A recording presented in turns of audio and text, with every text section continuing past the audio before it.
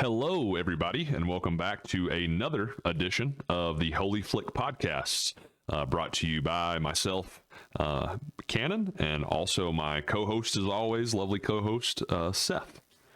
Hey, how's it going? Great to be back with you, Seth, after a brief hiatus. Where we were just talking about apparently we've blown up worldwide, not in America, but everywhere else. We can talk about that all the time, but yeah, we'll take wherever we can get. We appreciate all of our listeners from, again, pretty much everywhere but the United States. We don't know if it's spam, but if it's not, then we greatly appreciate it. And we hope to visit your country or your city one day and be able to do a meet and greet, maybe. Yeah, that'd be awesome. Be able to travel around the globe just to meet our fans. That'd be really cool. What a life. Anyway, yeah, I'm living the dream over here in my head. But yeah, we're back again with another episode. We're going to be packed full of different movie titles and TV shows that we've watched recently. There has been a good bit of stuff to hit the television screen, and also the movie screen.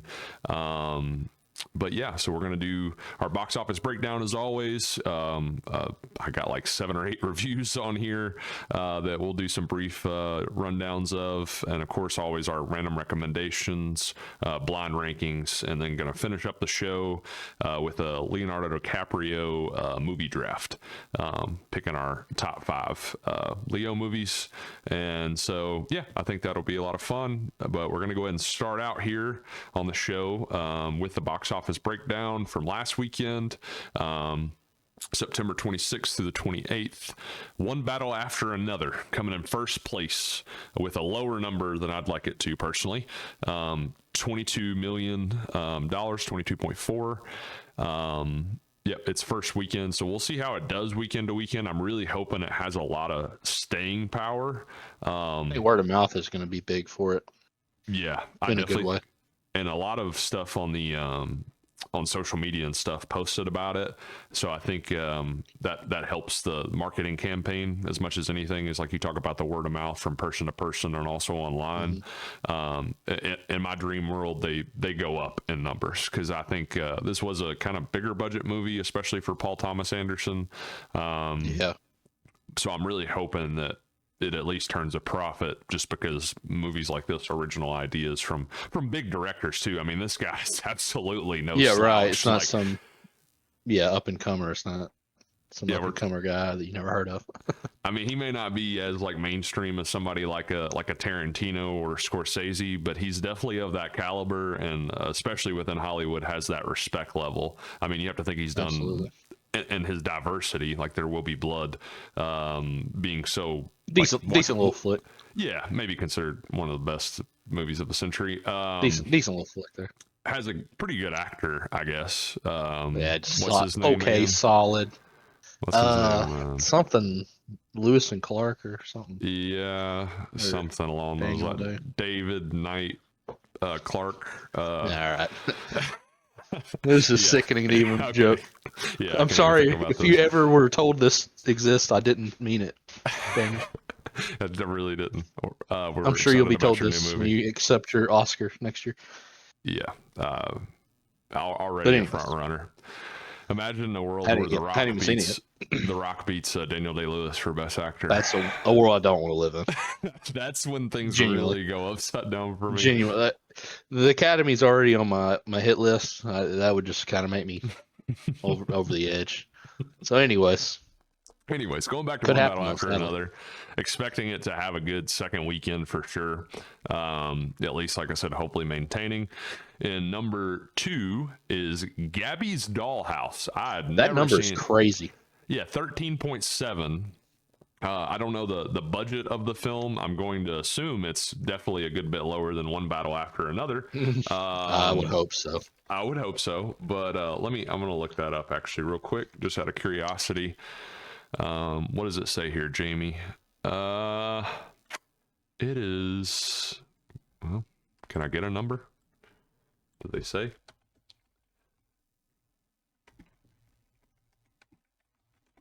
Because again, I'd never seen anything about this movie until I saw a poster when I was going to see One Battle After Another, and I was like, what is this movie? DreamWorks? Live action? I'm confused. Reported budget of $32 million. It's a good open weekend for them. Yeah, so almost making their money back It's a a little very. bit. She was like a YouTuber or something. I Okay, think, right? I was assuming it was maybe some it's internet. just a toy line. My daughter was kind of out of that kind of stuff when that got big, so I don't really know much about her. Oh yeah, it's okay. It is based off of a animated, so that's how DreamWorks is involved. It's an animated television series created by Blue's Clues veterans Tracy Page Johnson and Jennifer Twomey. Made for Netflix. Is a Netflix show. So I always knew it as Toy Line. I didn't know if it was a show or not. Yeah, so I guess Netflix helping to put that. That's very confusing to me because distributor Universal and then DreamWorks is involved. I guess maybe DreamWorks owned, but I don't know. That all really gets confusing. I don't understand that. Anyways, before we get too lost in the sauce, Gabby's Dollhouse #2, $13.7 million. Again, didn't even hear this film. Seems like it's a pretty good box office. I saw the trailer for it like last year. Yeah, it said it was announced at the beginning of 2024 that it was going to be coming out, but yeah, again, don't know really anything about it. Seems like it did okay based off of the budget. I mean, it made over a third of its budget back in the first week. That's nice. We'll just see about the staying power and maybe globally it does big. I don't know. Again, I'm kind of I could see it doing some big numbers global. Kid stuff.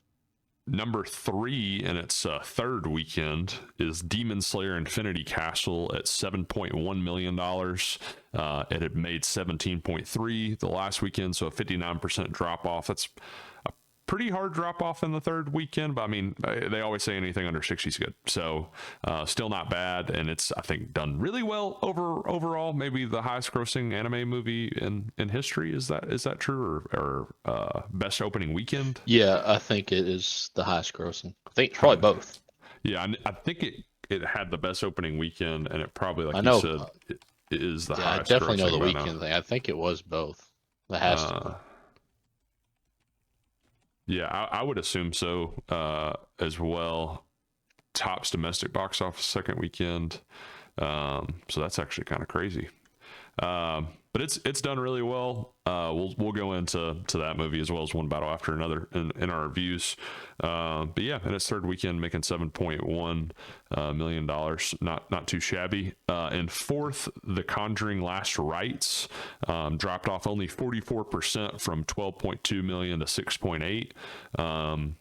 So pretty good for it in its fourth week, especially as we get into the spooky season and stuff. I think that movie could have some pretty good staying power. And I don't understand why they don't release in October, man. I'll never understand it. Some movies, like when it has like a horror element to it, I don't even want to say this movie really has too much of a horror element, but the way it was built up, like something like Companion, which we've talked about so many times, that came out this year. Like, I'm fine with that coming out when it came. I mean, actually good as a Valentine's Day, good drop there. Yeah, that makes sense. Sinners, I thought it was a good tongue-in-cheek thing with like the whole Easter drop, and I guess the juxtaposition with that. But even I, like when I saw it, I was like, man, this would be a perfect Halloween movie. And if they don't re-release it for Halloween, I will riot. And yeah, they're doing that now. But even that, I was like, man, why isn't this more towards Halloween? But I mean, I was just happy to see that movie. But same thing, like you said, with Conjuring, it kind of confuses me with stuff like that. Like, why aren't you? I get they don't want to come out on Halloween, and then people are already over Halloween by the second or third weekend and stuff. But I don't know why it doesn't at least come out in October. It's in its fourth weekend. It's about to go into its fifth, and we're just now in the first week of October. So like you said, it kind of confuses me. And coming in, rounding out the top 5, number 5 is The Strangers Chapter 2 in its first weekend, making $5.9 million. I didn't see too much marketing for the film, to be honest with you, especially considering the first one has a pretty good cult following, but I'm looking to see, okay, that's actually really not bad. It was made on a very low budget of $8.5 million, which, horror, usually you can do low budget stuff and make good money. Sure.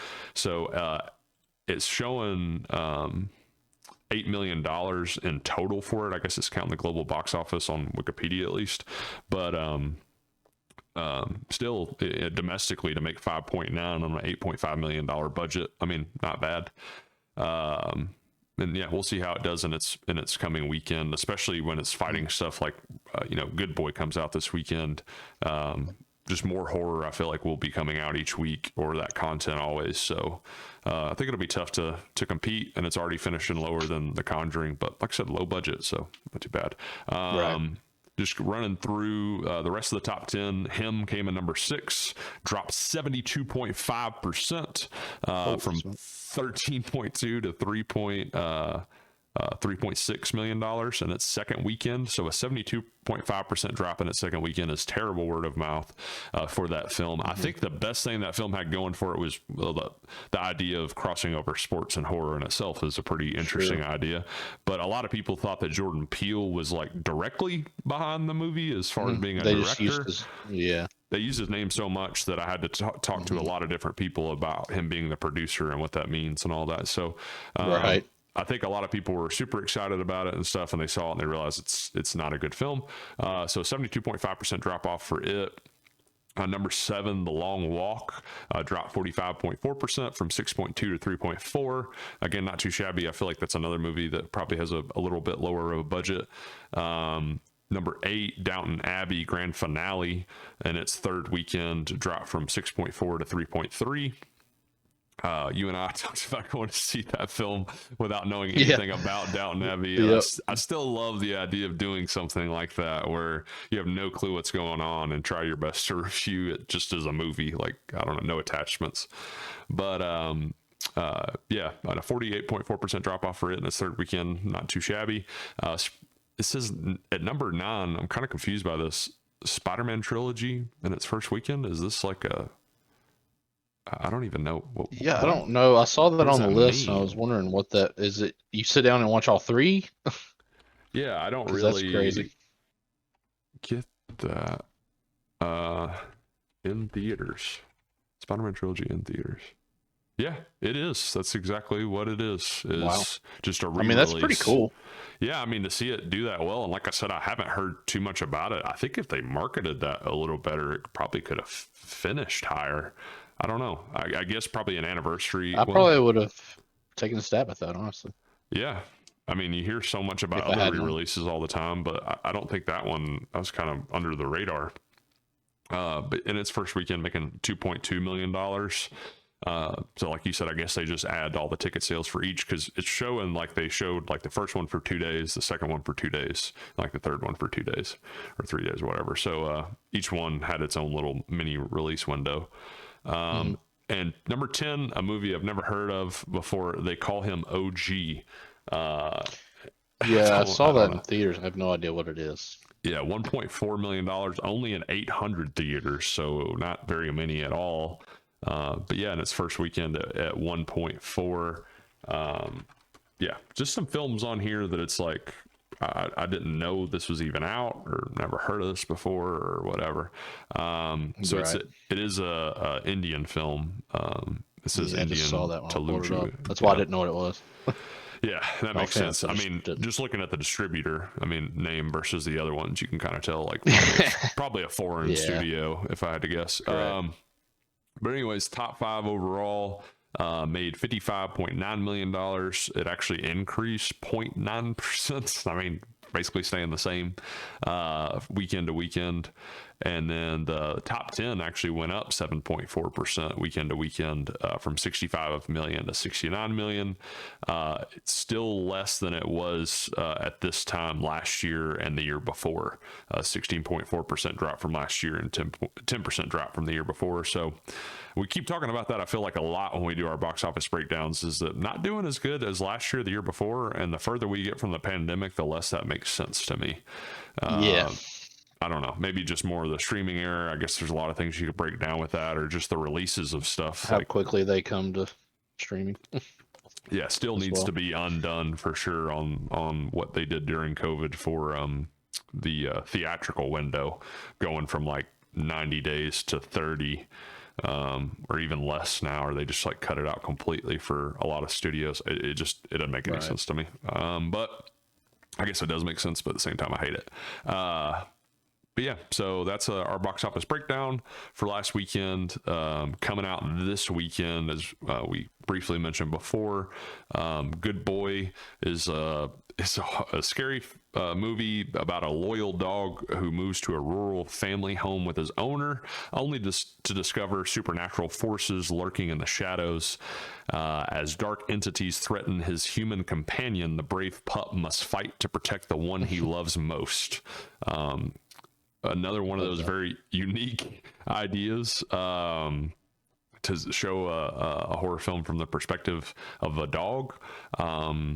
And again, if they do anything to this dog or that dog gets hurt, I feel like there will be a physical reaction from people in the theaters and probably getting pissed off or maybe even walking out. Excuse my language, by the way. But yeah, so that's a film coming out this weekend. Again, as we get into the spooky season a little bit more, I could see it doing some good numbers, and just again, the whole idea behind it is kind of a good marketing campaign within itself. And then the other film coming out this weekend is A24's The Smashing Machine, which is directed by Benny Safdie of the Safdie brothers, and the film stars Dwayne "The Rock" Johnson in what seems to be a career-defining turn for him, where he's portraying a mixed martial artist and UFC champion Mark Kerr, and he's also played alongside with Emily Blunt, who plays Kerr's significant other, Don Staples.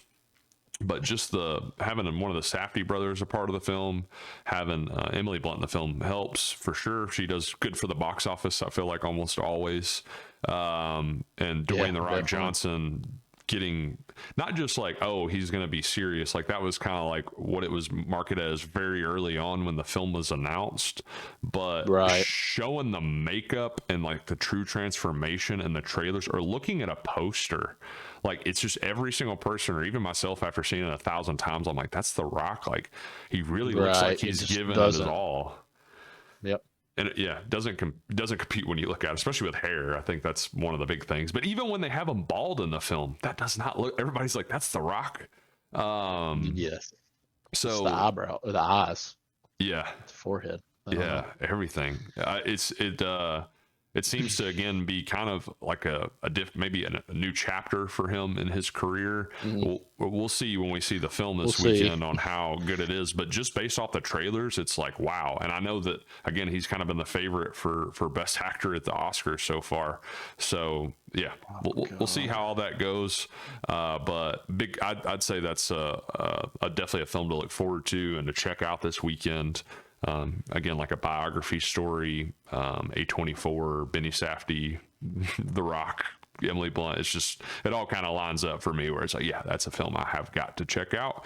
But yeah, that's really the big releases coming out this weekend. We'll see how they do next week in our box office breakdown. But the films and television shows that we want to talk about, I guess let's just start out with the big one and probably the longest conversation out of them all, but the One Battle After Another, written and directed by Paul Thomas Anderson, starring Leonardo DiCaprio, Tiana Taylor, Chase Infinity, Sean Penn, Benicio del Toro.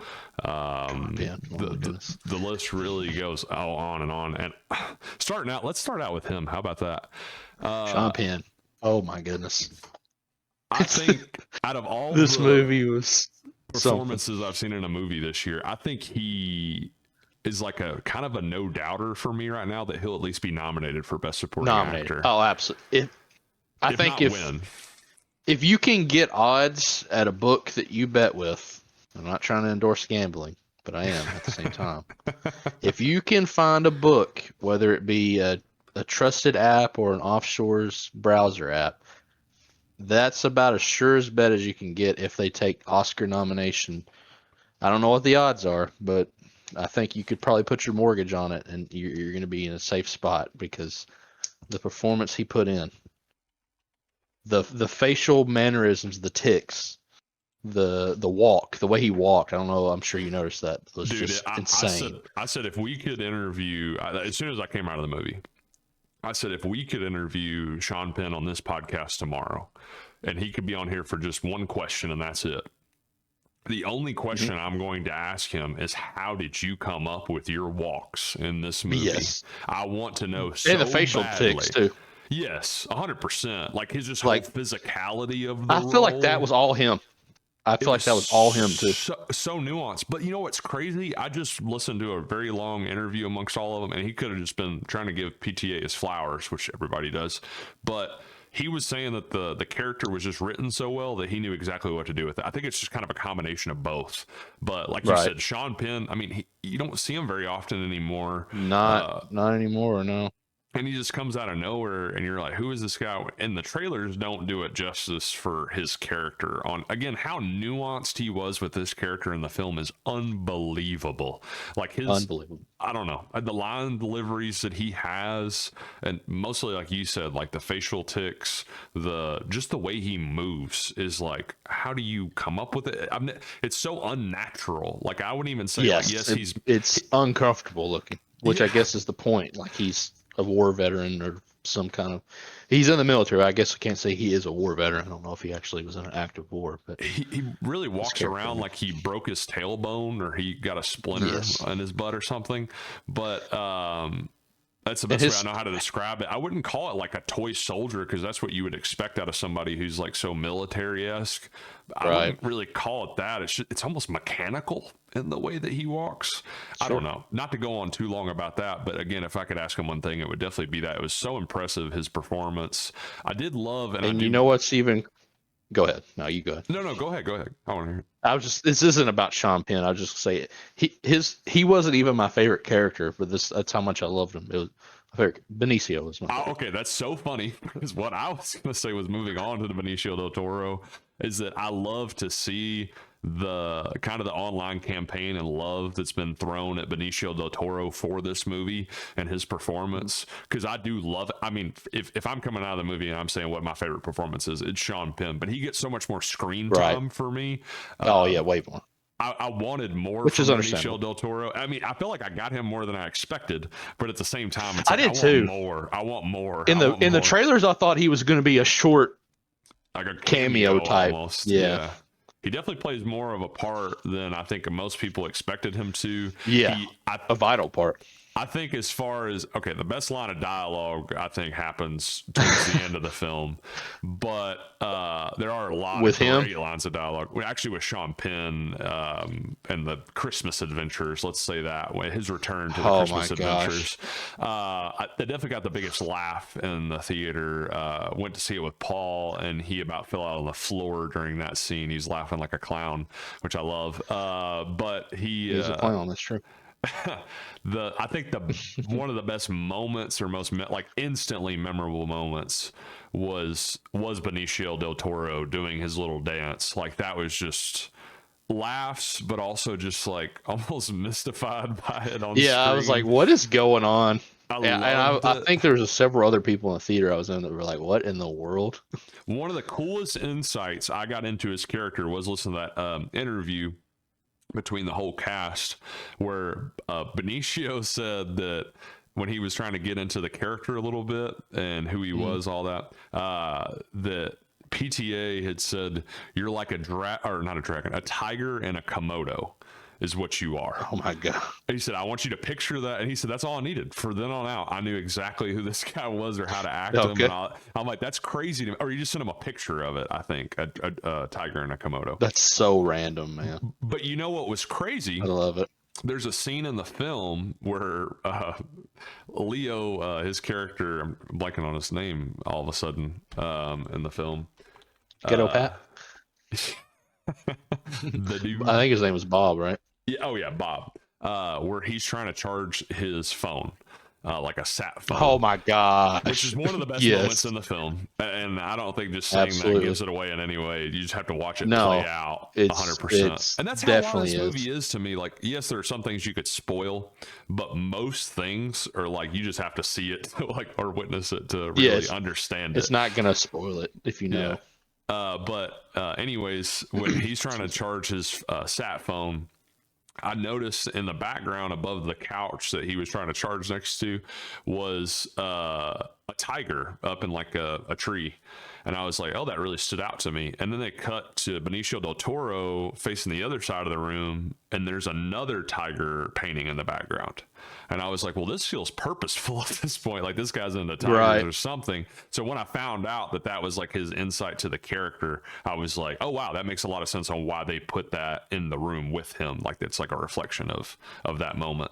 But, anyways, I thought that was really cool. Benicio del Toro is amazing in the film, and again, would not be surprised if he also gets nominated. There, I mean, really, all around the acting in the film is what stands out the most. Because, I mean, with a lesser director or a lesser cast, I don't think this movie could work. Honestly, no, it'd be a movie that you saw and then you didn't think about probably for the rest of your life. Whereas this one is one that you will be revisiting. Like, I feel like it's a great rewatch type movie that you'll catch on to different things. Sure. Yeah, the cast all around, I wouldn't be surprised if most of them got a nomination. My favorite little scene in this whole movie was towards the beginning, whenever Bob or Leo's daughter's friends show up. Oh yeah, to pick her up for the school dance. Yeah, that whole little scene with him talking to her friends is so on brand with like most dads, I think. Anyways, not to the extreme that he went to, but sort of. And then just the. I'm not going to say what he said, obviously, because he gets crazy with it. It's when he's whispering to one of them. The boy. Yeah. So but yeah, I just had to throw that in there. That was my favorite among all other scenes that were great. Yeah, again, so many great lines of dialogue and so much great acting and so unpredictable of a movie. Like I never once felt like, I didn't know what was going on at all. I didn't know what type of movie it was. Like even based off the trailer, I don't think it ever really is. I don't think it even has a type. I don't think it has a genre. I'll say it's weird to say because the trailers were pretty comedic, but they also had like elements of like artistry. But when I saw the film, I didn't expect as much comedy as what we got. Like it was funny and almost every scene in the movie, but also and not like slapstick serious either. Just not over the top or not like it. Just almost every scene got a laugh. I feel like there were some that were really tense, but where he's trying to keep spoilers out. The scene where he and Benicio have parted ways for a moment and he's leaving on the rooftops. Yes. That scene. And then whenever the phone call to Benicio happens from the friends, I was almost crying. I was laughing so hard. Just the way they described what happened to Leo. Yeah. The code talk within the movie was so wonderful in every scene that it was in. I completely forgot about the phone call situation. Yeah, because in the trailer they show that, and it's really funny. And of course, the scene lasts longer than what it shows in the trailers. Way longer. The code talk in general goes on for so much, and like even on the military side, I'm forgetting right now. But at one point, a higher up, or I think it was one of the members of the Christmas Adventures. Stupid. Oh gosh, I hate saying that out loud. I did too. But anyways, I think it's like the president of them was asking him like, you were on like project. It was something like Starfish, or I can't remember. It was Starfish. I know what you're talking about. It was a random, funny, just like thing. And like people are just taking things so seriously. I think that's like the thing that I get almost like watching Airplane or something, where everybody is playing their role so serious, but some of them I could never take seriously. Or like I said, the whole idea of Christmas Adventures, it's like, but they're playing it so straight, like all the time. The line deliveries, the facial expressions, but some of the stuff is just laugh out loud funny. I think Paul Thomas Anderson also said that it took him like 20 years to make this film, that he'd started the idea of it like 20 years ago, which is many people pointed out. Yeah, it's kind of insane when you think about how timely, I guess, the movie feels, or relevant it feels when it's coming out. I don't think it's to the point that it needs to be like unpacked and studied maybe so much or taken so seriously. I feel like it's a movie that's, I don't know, it's hard to pin down. I don't really know. You're right. No, I agree with that. So I think you could watch it for fun, or you could watch it and like dissect it and all the deeper meanings and themes and things like that the film has. It just has a little something, I feel like, for everyone, to be honest with you. I love Leo's character. We haven't talked about him at all, but again, kind of like a Big Lebowski-esque, the dude. Very much so, yes.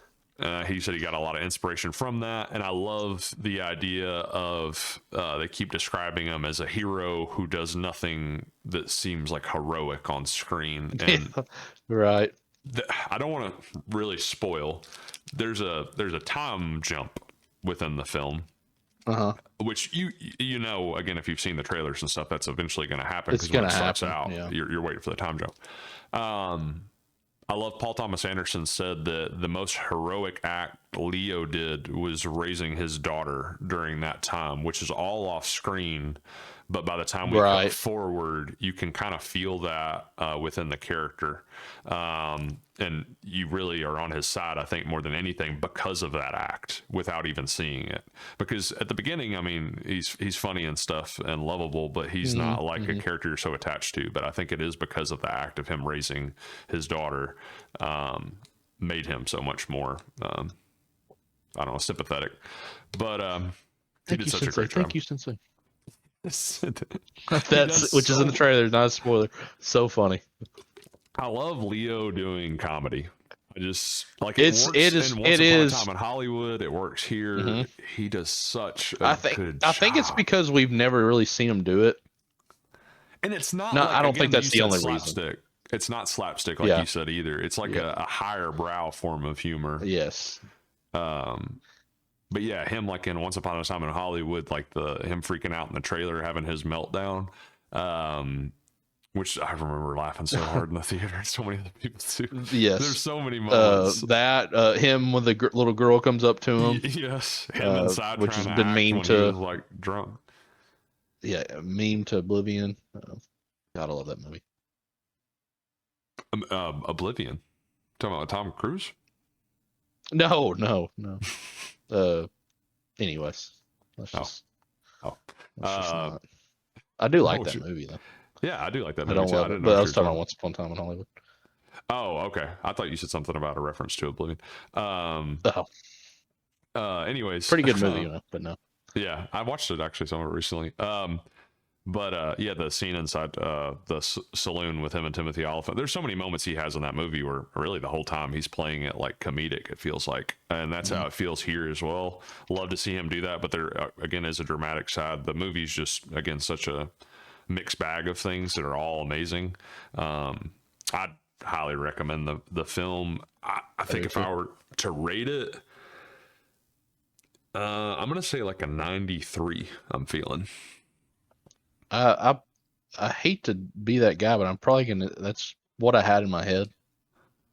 I think if I watch it again, it might be higher. Yeah, I could agree with that. I can't confirm that, but I don't. I've seen people say movie of the year. I don't think that me personally, but I think it will be nominated, or at least it should be. Yeah, I still stand on the. It should at this point for me, it should be Warfare or Sinners. Personally, I agree I agree with Sinners. That would really shock me with something like Warfare. I really enjoy. I know Warfare it's won't. Totally different type of film. Yeah. No, I get what you mean. That those would be your top two, and like, I would say Sinners. 1A, 1B. I'd say Sinners and Weapons so far for me would probably be my top two, but. I don't know. Maybe Long Walk. It's the next film we're going to talk about, but or you're going to break down for us. I'll break it down. It won't be long. I promise you, folks. Yeah, I guess honestly, low-key Caught Stealing's up there too. Dude, I've got to check that movie out. I can't believe I freaking missed it. That and Relay. I'm still so sick with myself Relay's as a movie guy. I'm just like I could puke.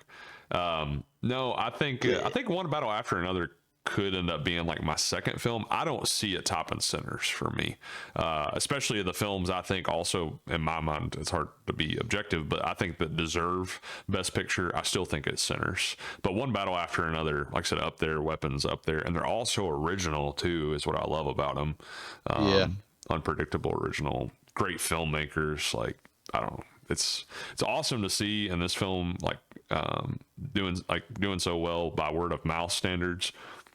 I just still wish I could see it make more money, because I want more stuff like this. Like, we need to throw our money at film titles like this. I get not going to every film, and a lot of these films could be seen as lesser, but I think these type of movies we need to get out and we need to go see, because we need more of this, I think, in Hollywood nowadays. I mean, if you're tired of a lot of slop that people call that comes out all the time, well, support films like this. Paul Thomas Anderson, please.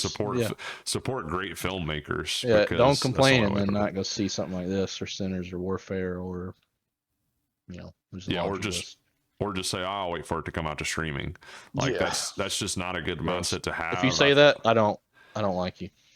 I understand for like some movies, like, okay, I get it. Yeah, I'm not saying to go see 50, be me and see 50 movies a year, but come on, for world records over here.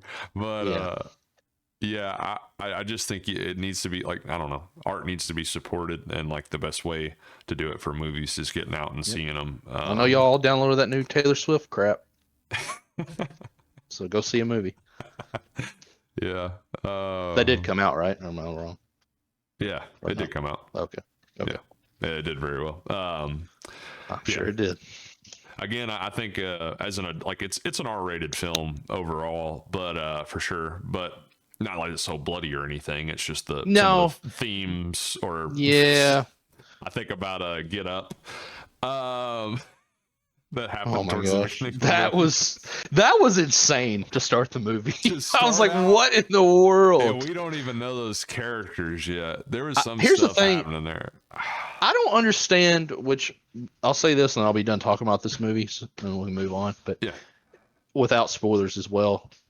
I don't understand the reason why the girl, I'll just say the girl because you'll know who I'm talking about, went to the hotel room.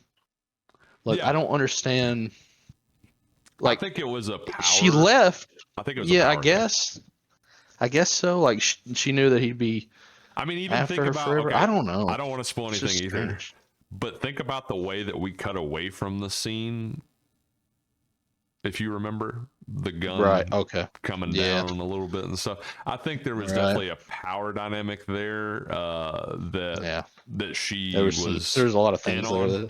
Yeah, a lot of odd things, but I do want to say, like, also about Teyana Taylor in the film, which her name I just had pulled up, and I should remember off the top of my head because it is so memorable. By the way, Sean Penn playing Colonel Lockjaw, one of my favorite character names. Dude. Hilarious. The names overall.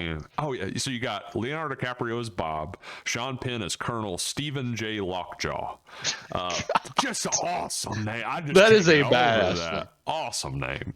You're a great writer for coming up with something like that. Just Lockjaw in general is the last name. Benicio del Toro as Sensei Sergio St. Carlo. Sensei for short. Why is that such a funny name saying out loud? Regina Hall as Deandra, which she did a phenomenal job too. She didn't have a whole lot of screen time, but Regina Hall is always amazing. Teyana Taylor was Perfidia. I love that name. That is a good name. And she looks very, very well in that movie. Yeah, she filled out her jeans pretty nicely. As Sean Penn took notice. Yes, with binoculars. I don't even want to say it. Anyways, are you gonna say everyone's name in the movie? No, I just wanted to go through them real quick. Okay. Well, there's one I was wondering if you were going to say. No. Not on this podcast. We're PG. I don't know. Well, that's not what some people think. I don't. We'll just say her name is Jungle, and then a name of a private part. How about that? It's I just leave it open name. It is extremely a unique name. Anyways, it's such a funny name for characters to say out loud. As I was going to say, in some serious scenes, her name is brought up, and that's another one of those, like, the mixture of comedy and drama, because they've been saying that name like I'm going to laugh when they say that every time in the movie, even if they're meant to be taken seriously. But yeah, Teyana Taylor as Perfidia is the last thing I wanted to really talk about with the movie real quick. Was she doesn't have the most screen time in the film, but her presence is felt like throughout the film, and a lot of events are around the film like that take place spark because of her or go off because of her. So I think she did such a wonderful job at being the center of the film without being like a central character per se. I guess I'll just say that. That's why I thought her acting was so good for that reason alone. But okay, off to one battle after another for like 20 minutes talking about it, which I love. It deserved it. Definitely deserved it. The Long Walk. Let's hear your thoughts on that, Seth. It's going to be pretty short. I did not like this movie at all. I thought it was terrible. Terrible movie. And I'll tell you why. It's pretty easy. The lead actor, who I think was actually the lead in his PTA's last movie. Yeah, that's Philip Seymour Hoffman's son. Yeah. Yeah, it's sorry, Phil. I'm glad you're not here to see this, Philip. It starts with a C.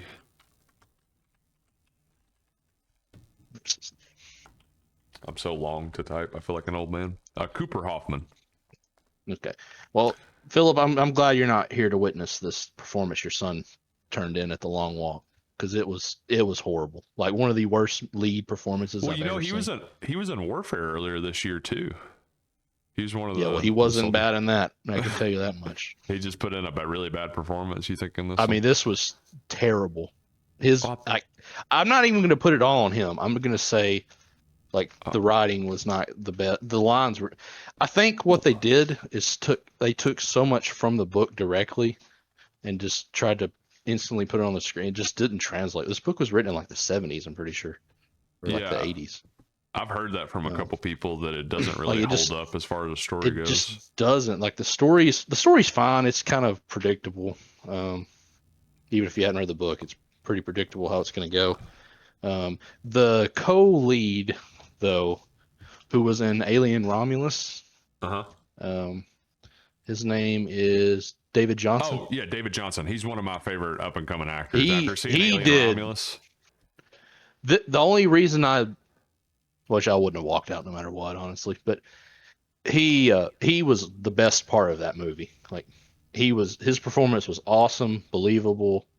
Delivery was great. I wanted to be the main actor. I really didn't know seeing the trailers who the main actor was, and I was wanting him as the main actor in the film because it would have been much better. I'm so excited to see his performance. Like he does so much so well. I will say this movie is I don't like it at all. It's probably the worst movie I've seen this year. Dang. At least it's close to it. I won't say it's the worst. Okay, never mind. It's not the worst. Honey Don't is the worst movie I've seen this year. So it's not the worst, but he saves it for sure. There was another. Let me see this other guy who did. Where's it at? I just want to say real quick, by the way, I gave you fake news. So Cooper Hoffman was not in Warfare, and it was bothering me on who it was. I was thinking it's somebody's famous son. It's Michael Gandolfini. Oh, James yes, Gandolfini. they do look similar. They do kind of look similar, and I was like, who am I mixing this up with? Round faces. I just wanted to go back and say fake news. Thank God, because I couldn't have felt good about that, knowing that Warfare is one of my top 2 movies, and he was in it. And then he was in the worst one. Again, Philip Seymour, I'm sorry, man. You were a legend, and your son is not. Tough shoes to fill, honestly. Not his fault. Yeah, the movie was pretty not great to me, honestly. I'd probably give it like a 50. It's not War of the Worlds bad. Let's not get crazy. Let's not get crazy with it. I already 50. Forgot that movie even came out. 50. Being generous. That's just my. I mean, I'm sure there are a bunch of people who really enjoyed the movie. One being Paul. I did not. One being Paul. Yeah, he was stunned when I told him I hated it. I don't know why. One of his favorite movies of the year. That is disturbing, folks. I just want to say how funny of an experience it was for me to be talking with Paul on the phone and him telling me so much about it, how much he loved it, and then not 10 minutes later, you sent me a text and said worst movie of the year, and I was like, this is so funny. Like, wasn't even planned out. It's not like we were all in the same conversation. Yeah, right, right. Back to back, 2 of my closest friends were like, one of the best movies of the year, worst movie of the year. Just so funny. No. Paul didn't even know that was Mark Hamill as the. What? Yeah, he didn't. What? I'm not saying that discredits him. I'm just saying how crazy that is that he didn't know that. I mean, that was pretty like well-known fact before the movie came out for a long time. Well, And it's so clearly him because he only has two voices. It's Joker and just not Stern, Joker. almost, I would call it. Yeah. No, I I was mean, gonna not say- that it's Joker. He's got a good voice acting. I'm just saying. Oh yeah, It's clearly him. Clearly, it was him. I don't know. I was don't know. gonna say, But off his voice alone, off listening to his voice alone, you can tell that it's him. And then just looking at him, I feel like even with sunglasses on and his like outfit, Yeah. military outfit, you could still tell that's Mark Hamill. Like, that's so funny though. I had another friend too that told me that they really didn't like it much at all. So right now we're 2-1 on the not being good, but I haven't seen it. The benefit of this movie is it wasn't very long. It's like an hour 45. It's just not a movie like of all the adaptations that he could have and has had. This is definitely one of the ones that just like could have been better for sure. Yeah. But also, I don't know. It was pretty brutal, which I guess shouldn't surprise me. I don't know why I did. Some of the ways I mean, clearly some of these kids are dying. I mean, that's not a spoiler. But some of them are pretty brutal and shown on screen, which was kind of surprising to me. Yeah, I saw David Johnson though saves the film. Without him, it's way lower than 50. Yeah, but he did a great job. One of the better young. He did a great job in Alien Romulus. Oh, dude, that's what made me like. I knew his name after that movie. Like I had to know who he was. I didn't know him from anything else. He did such I'm sure that he's had some other. Yeah, Alien Romulus. He was the synth, the half robot or not half robot, like all robot. Which I've now only come to understand because of Alien Earth. Correct. Yeah, correct. I'm sure me as well. I didn't know there was a difference.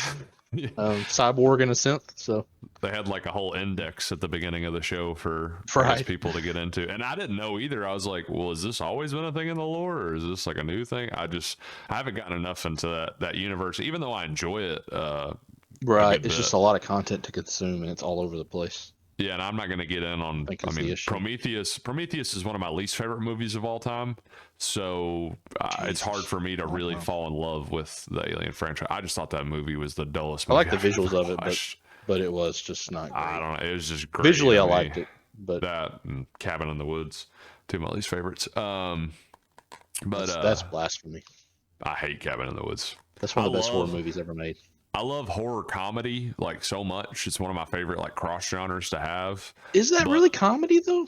Some people find it to be a dark comedy. I've never found the humor in it, and I just thought it was stupid. I thought it was. I guess stupid. the ending could be perceived as a. And the ending was really dumb. I don't. Yeah, the ending wasn't great. I didn't care for any of the movie, the acting, or all like the moments. I just despise that movie. I hate to even be around if that movie's playing. Hold on. It's got good ratings. I mean, Prometheus has worse ratings, I believe, than Cabin in the Woods. For a second, I thought you were talking about Knock at the Cabin with the new Dave Bautista. No, I'm talking about Chris Hemsworth, Josh Whedon, all that stuff. I don't care for it. F Josh Whedon forever, but yeah, for life, forever, on site for him. Well, I guess we can get into a little bit of Alien Earth for a second if you want to, since we were just talking about it. So the full season 1 is ended. I believe they've already greenlit a season 2 of it. As that came out that they did, I believe when I watched the finale, it wasn't confirmed, but that's been over a week now. So we could see real quick. Definitely, that would change in a week. I feel like they'd see. Well, I feel like with the way they leave the show, not officially announced yet. Well, I know they talked to Noah about it, and he said which I hate. I don't like this answer at all. But he said he's fine. He's like, if we don't get renewed, it's fine. I think we told the story. I'm like, well, yeah, but not really. not really. I mean, you did, but not really. There is so much more to tell, and I think a lot of things never even came. I'll give my thoughts on the season. I liked it. The finale left a lot to be desired. Yes. I'm not even saying like I didn't expect a solution to everything, because obviously I want more seasons, just like most people. But I think the finale was just so much left on the table that like basically in this I don't know why. Maybe I'm just overthinking it, but seems like every show I've watched outside of like a couple in the last like 2 or 3 years, the finale of like the first season has just been terrible or lacking Yeah. anything. Outside of a few, like Penguin, not the case. Penguin That's overall is great. just top There's, content. there's another one in my head I was thinking about, but I don't know. It just seems like a lot of finales. Another one, Smoke, Yeah. that kind of left a lot to be desired for me. I did like the ending, but felt like we didn't get that much out of it Yeah. as we could have. But that's my thoughts on the finale. The season overall was great of Alien Earth. Yeah, I agree with you. For one, love the introduction of different alien creatures, not just the xenomorphs, which I think we talked about. The eyeball was the most Oh yeah, that was like the most intriguing and new and scary. Honestly, the scariest. Yeah, horrific. Well, I don't know. Maybe dude. not the scariest. There was a lot of, honestly, all of them that we met were pretty creepy, terrifying and gross in their own ways. The flies, but I think the finale. I like the ending. Okay, it was such a the ending makes sense. Cliffhanger. Yeah, it's definitely a power shift by the end of it. It feels like. I just think if you didn't do another season, like to me, a lot of this depends on, or what I'm most interested in, I should say, is the progression of like the sense. The children that turned into sense, which is no real spoiler because that's the opening of the show, but that the progression of them and them maturing and their thinking and different things like that with what they can do, I think is to me the most intriguing part over like as far as characters go. Like yes, I want more alien stuff and more as you said, like different creatures, alien creatures. I think that I don't care anything awesome. about the xenomorphs. Yeah, to be honest, I thought the xenomorphs looked great, like with the practicality it looked of good, the suits. Yes, sure. I think the most interesting part of the xenomorphs in this, to me, because I don't really have much of an attachment to them at all either, was the connection with the main character to the Wendy. Yeah, Wendy, or whatever her. Yeah, it was Wendy. Yeah, I forgot her real name, but I think the connection between her and the xenomorphs was the most intriguing part, and where that could go in the future. I think a lot like those two things for me. That's really the only thing I care about the xenomorphs. I just love the sense and I'm trying to remember his name right now. Let's see here. Slightly is what they call him. Oh, I got you. He turned into one of my favorite type of characters, and I'm wanting to see him develop. I guess they're all just so different from each other and so interesting. Morrow is one of the coolest characters I think in the show. He's probably my favorite. I won't say my favorite, but my most intriguing because of the 180 you do on his character on one episode, or at least I did. Oh, 100%. I'm sure a lot of people did. You get a little backstory on why he's not exactly in the giving and happy mood. Yeah, I guess you could say. And he also, I mean, he's incredibly intelligent, and all the conversations he has, it feels like it's a back. I think the only person to really like kind of put him in his place a little bit was Timothy Oliphant as Kirsch, right? Which that was, I mean, one of the best characters in the show too, and I think the most impressive performance I've seen from Timothy Oliphant, in my opinion. I have to probably agree, even with that hair. Yeah, and the eyebrows. The eyebrows is really what freaks me out. I think the most too. I don't know. It's those only he could look good with that on his face. Yeah, over time, some people just got it all. He was one of the best characters in the show. I felt like over time, I agree. And originally, of course, this never matters, but like months and months and months ago on IMDb, they only had him credited for like 2 episodes out of the 8 or 9 or how many they had. And I was thinking, so he's going to die.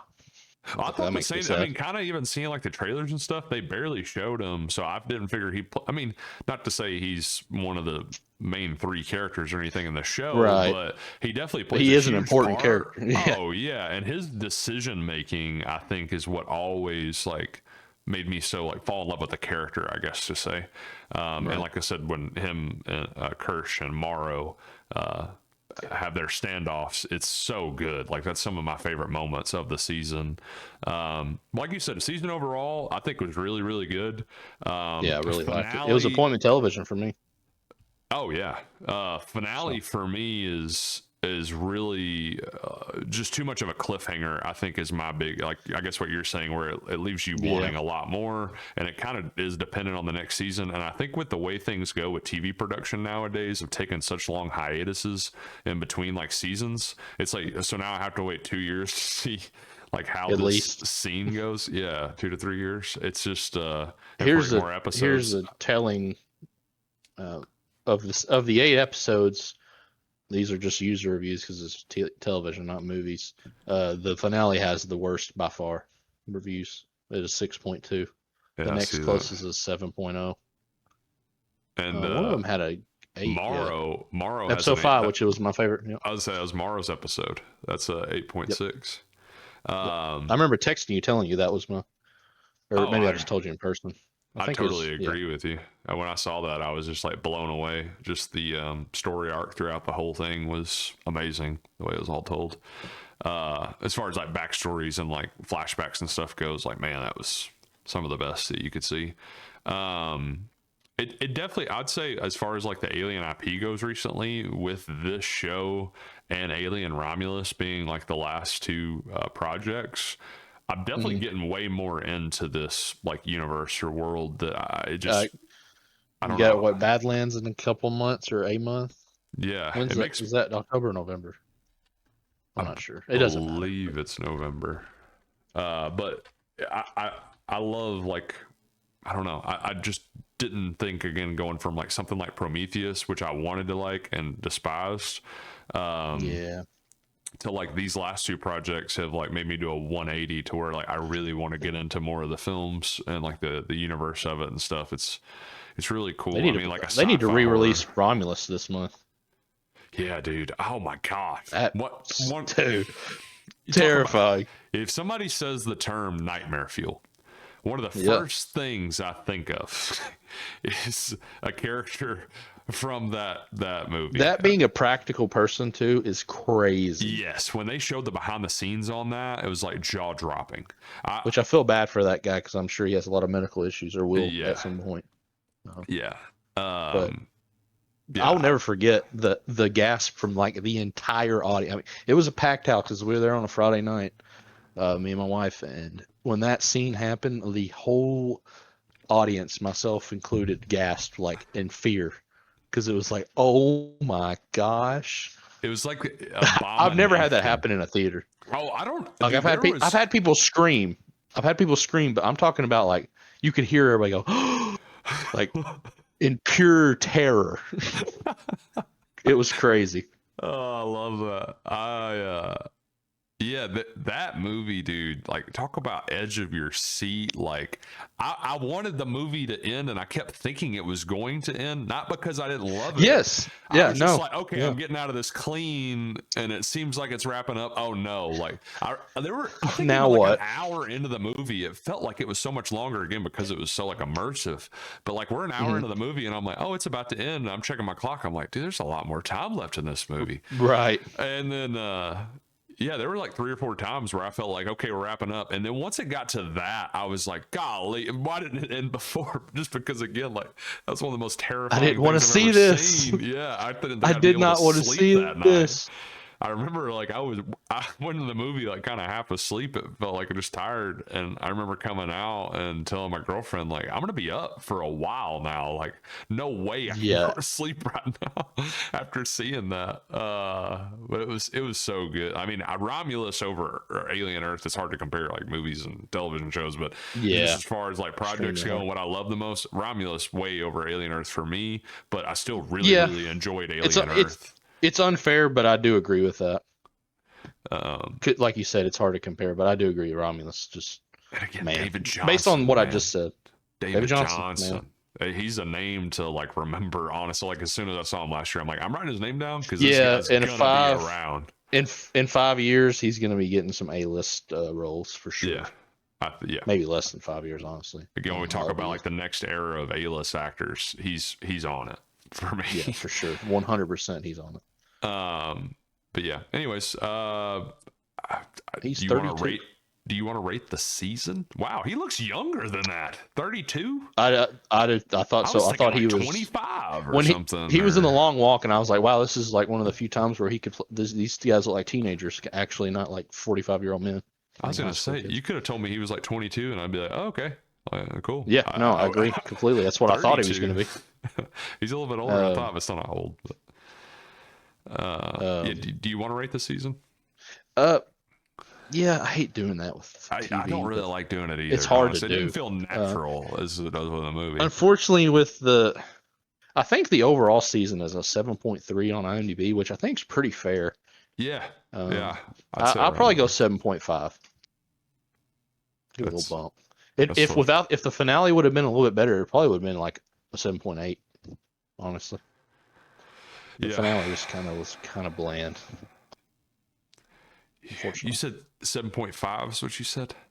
Yeah, that's what I'm going with. I kind of just want a copy, honestly, because I'm in that area. I'm like it's 76. I don't want to just get a number away, but yeah, I'm gonna go honestly with the 7.5 as 75. well. 75. 7.5. Yeah. I think that's fair. I think that's more than fair. And I mean Romulus for me. I definitely like recommend watching it. 80 something, 87 probably, or something like that for Romulus. But yeah, I'd recommend watching, especially if you're at all intrigued with like the alien stuff. My girlfriend, when she was like watching quick scenes with me and stuff, because she wasn't watching along with me. Great soundtrack too. Oh yeah, so good. And the production. It's all releasing that on vinyl. The production design, the special effect, like for television, the special effects were absolutely incredible. Or like people said, like a xenomorph can't work on television. Like I thought it was working. I thought it did pretty well. Yeah, pretty scary and intimidating. Pretty well. So yeah, as far as a home release, like for that type of content goes, for people that kind of doubted that it could work, I think it definitely works. I do think it works better on the big screen, and again, yeah, sure, like a better story and stuff. But I don't think as much as people crapped on it, I don't think they were right. Yeah, they act like it was sacrilegious to even try, and I'm totally down for more Alien or Predator content on television. Yeah, I think 7.5. And like I said, my girlfriend was also very intrigued by the show just by watching some quick glimpses of it. She's like, oh, I got to go back and rewatch this. Because, I mean, a lot of it, like I said, especially with the synths and the cyborgs and all that kind of lore of it and the way things play out, it gets very deep and kind of weird, but also like fascinating at the same time. I think just with the whole idea of the kid sense, like she was like trying to figure out, why is this person acting this way? I'm like, oh, they're actually a child. Like that's something that's from the jump. But yeah, a lot of fascinating stuff or elements within the show and characters, and even some of like the B and C list characters within the show I thought did so wonderful. Like, is his name Arthur, one of the scientists that was married to another scientist within the compound. I think his name was Arthur. But yeah.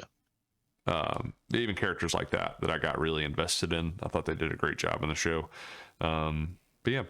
I'll talk real quick about Chad Powers so far. It's only 2 episodes in. Yeah. So just like a brief thoughts. I watch it.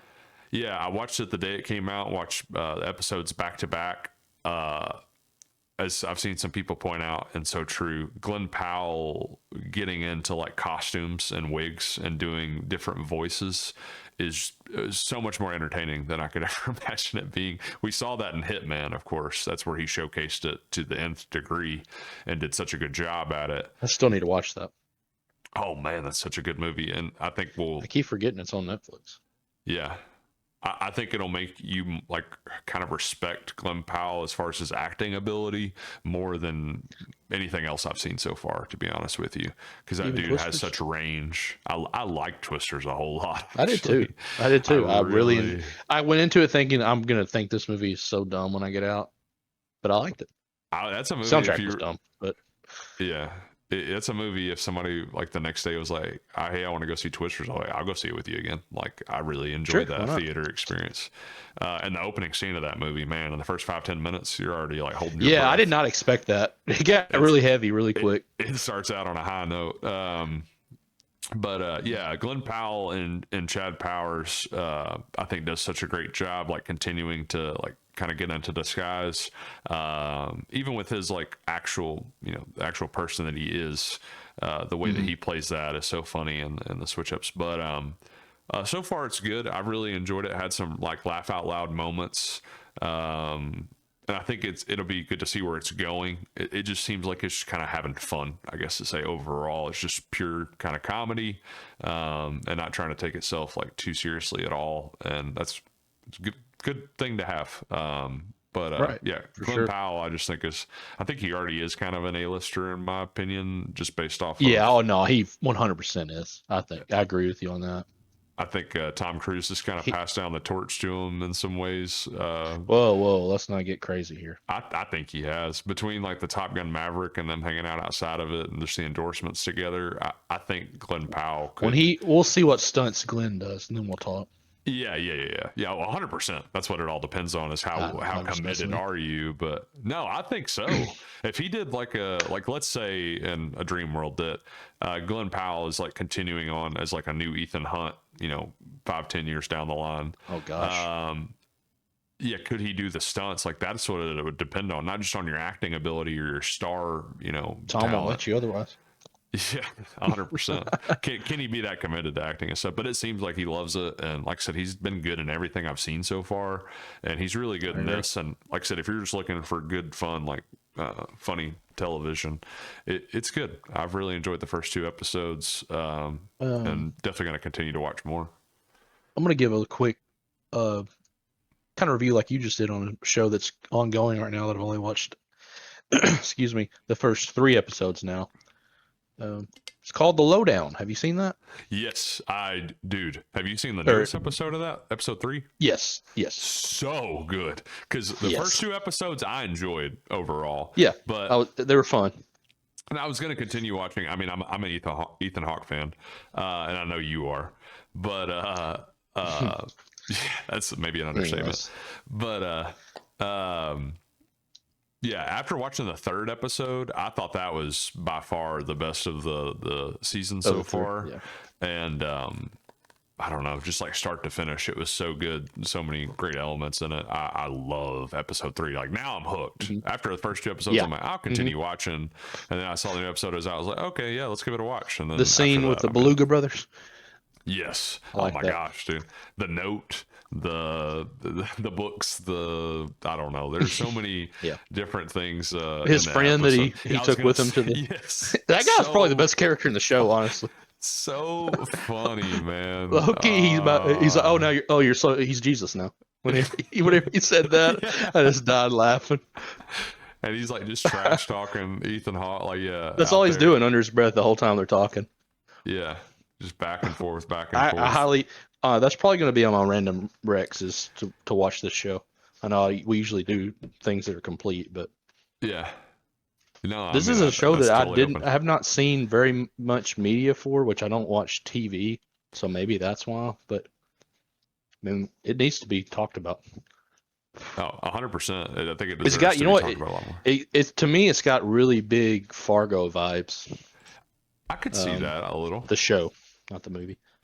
Not to the full extent of how kooky and wacky Fargo is, but like there's a lot of elements that I think of when I like just how there's so many weird little characters. Yeah, especially, and that's what Fargo does best. Oh yeah, especially in this last episode, the journey, I guess, the Ethan Hawke character that he goes on, it's definitely like goes sideways, I guess to say. A lot of things go sideways, and a lot of like surprising stuff happens. Oh yeah, great movie. Just watched that recently for the first time. I watched it within the last year for the first time. Yeah. So we're both new to that movie, which I think is like 2002. My dad put me onto that. My parents had it on DVD, and I always saw it, and the cover of it always looked really interesting, and I always wanted to watch it. And finally, I was like, okay, I'm watching Sideways tonight. And I actually got their DVD from their house to play on my PlayStation. That's how I watch it, old school style. But the way that everything kind of went and different directions in this last episode is what I think I enjoyed so much. Like, it still progresses and has like a full arc within an episode, but it also like is just I was like honestly on the edge of my seat when he was like on the boat getting taken to wherever he was going. Yeah. And he got out there and stuff. Like, I was like, this really feels like stuff could really pop off any second. Yeah. Yeah, and I want to give a shout out to one of the legends, Keith David, in the show. I knew that was going. Yeah, dude, like, he is so good in this. The scene from this episode where he has to go talk to the lady and she tells him something. He's like, I did not need to know. I did not want to know that information. When he's walking away by himself, like, he keeps. His voice acting legend, maybe the GOAT. Honestly, yeah, maybe the GOAT. As far as he did Spawn, recognizable. I think he did the animated. Yeah, the animated television series like in the 90s. Which is actually pretty solid. Oh my god. Yeah, that's really good. Very mature and kind of well, Spawn, so. Yeah, I'm just like warning viewers if you think it's just like a regular comic book show. Do not pull it up. It is do not pull it up. It's very dark and heavy. Heavy, mature, again, understatements on all that, but even like his eyebrows, like at one point he has that interaction with Alan, played by the ginger Scott Shepherd. True Detective season 3. Yeah, and wasn't he also he was in The Last of Us, Killers of the Flower Moon too. Yeah, Killers of the Flower Moon. He's always so despicable. Like, he's just an easy guy to hate, which I guess, just on that subject real quick, I saw an interview with Willem Dafoe today, and they asked him, like, how are you so good at playing a bad guy? And he's like, well, I didn't know I was. He's like, it's probably because I'm just a sweet guy. I don't know, I just thought that was funny. Which I could definitely believe that he seems like a very genuine person in real life, so. I love that he just assumed that he's not good at playing a bad guy when he definitely is. Yeah, or just assume the bad guys he's playing are just good. Yeah, that too. Yeah, the interaction between Keith David and Scott Shepherd in this last episode, like, I just think about some of like the looks Keith David was given, or like the raise of an eyebrow and stuff that said so much. Like, it was just like he was seeping with like emotion without really having to do much. I don't know, he's such a good actor, and especially in this, he's one of my favorite. Every time he pops up on screen, I'm like getting kind of giddy and happy that he's in the show for sure, him and Ethan Hawke. But yeah, I've really enjoyed that so far, a whole lot, and I think I don't know. I think it'll end up being a weekly watch for me for sure. And episode 3, like I said, best so far. Black Rabbit. Let's talk a little bit about that. I've only seen 4 episodes so far. Jude Law, Jason Bateman, Netflix. I'll give a brief thoughts, and I think I'm gonna go ahead and give my rating on it, even though it is a show as well. But since we've already done it once, might as well. What's it gonna hurt to do it again? I really liked it. Man, Bateman with a beard is hilarious to me. I don't know why. And scraggly hair.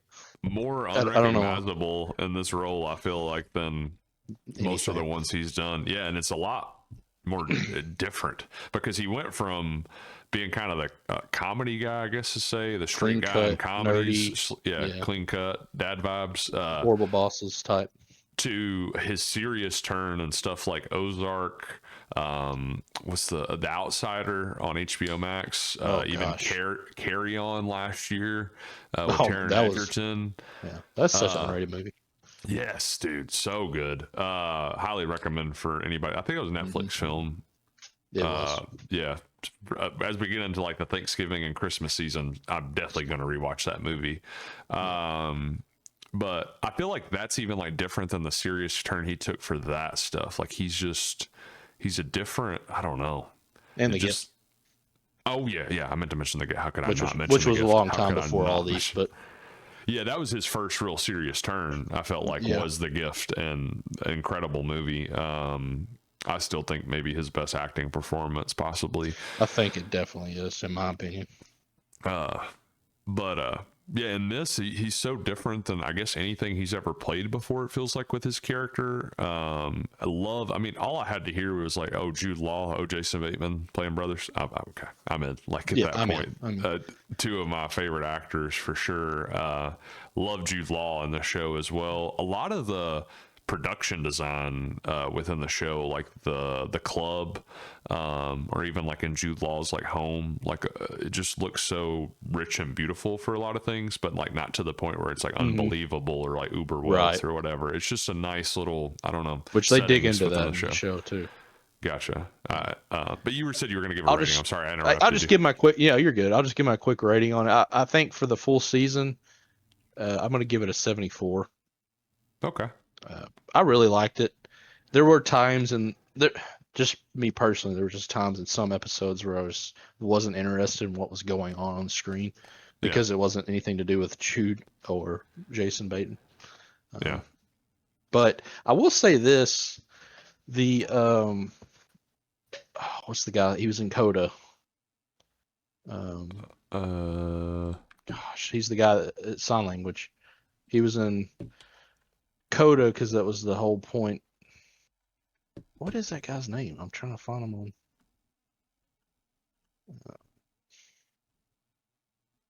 I see cast and crew at the top. Yeah, I was gonna say I'm looking at the cast.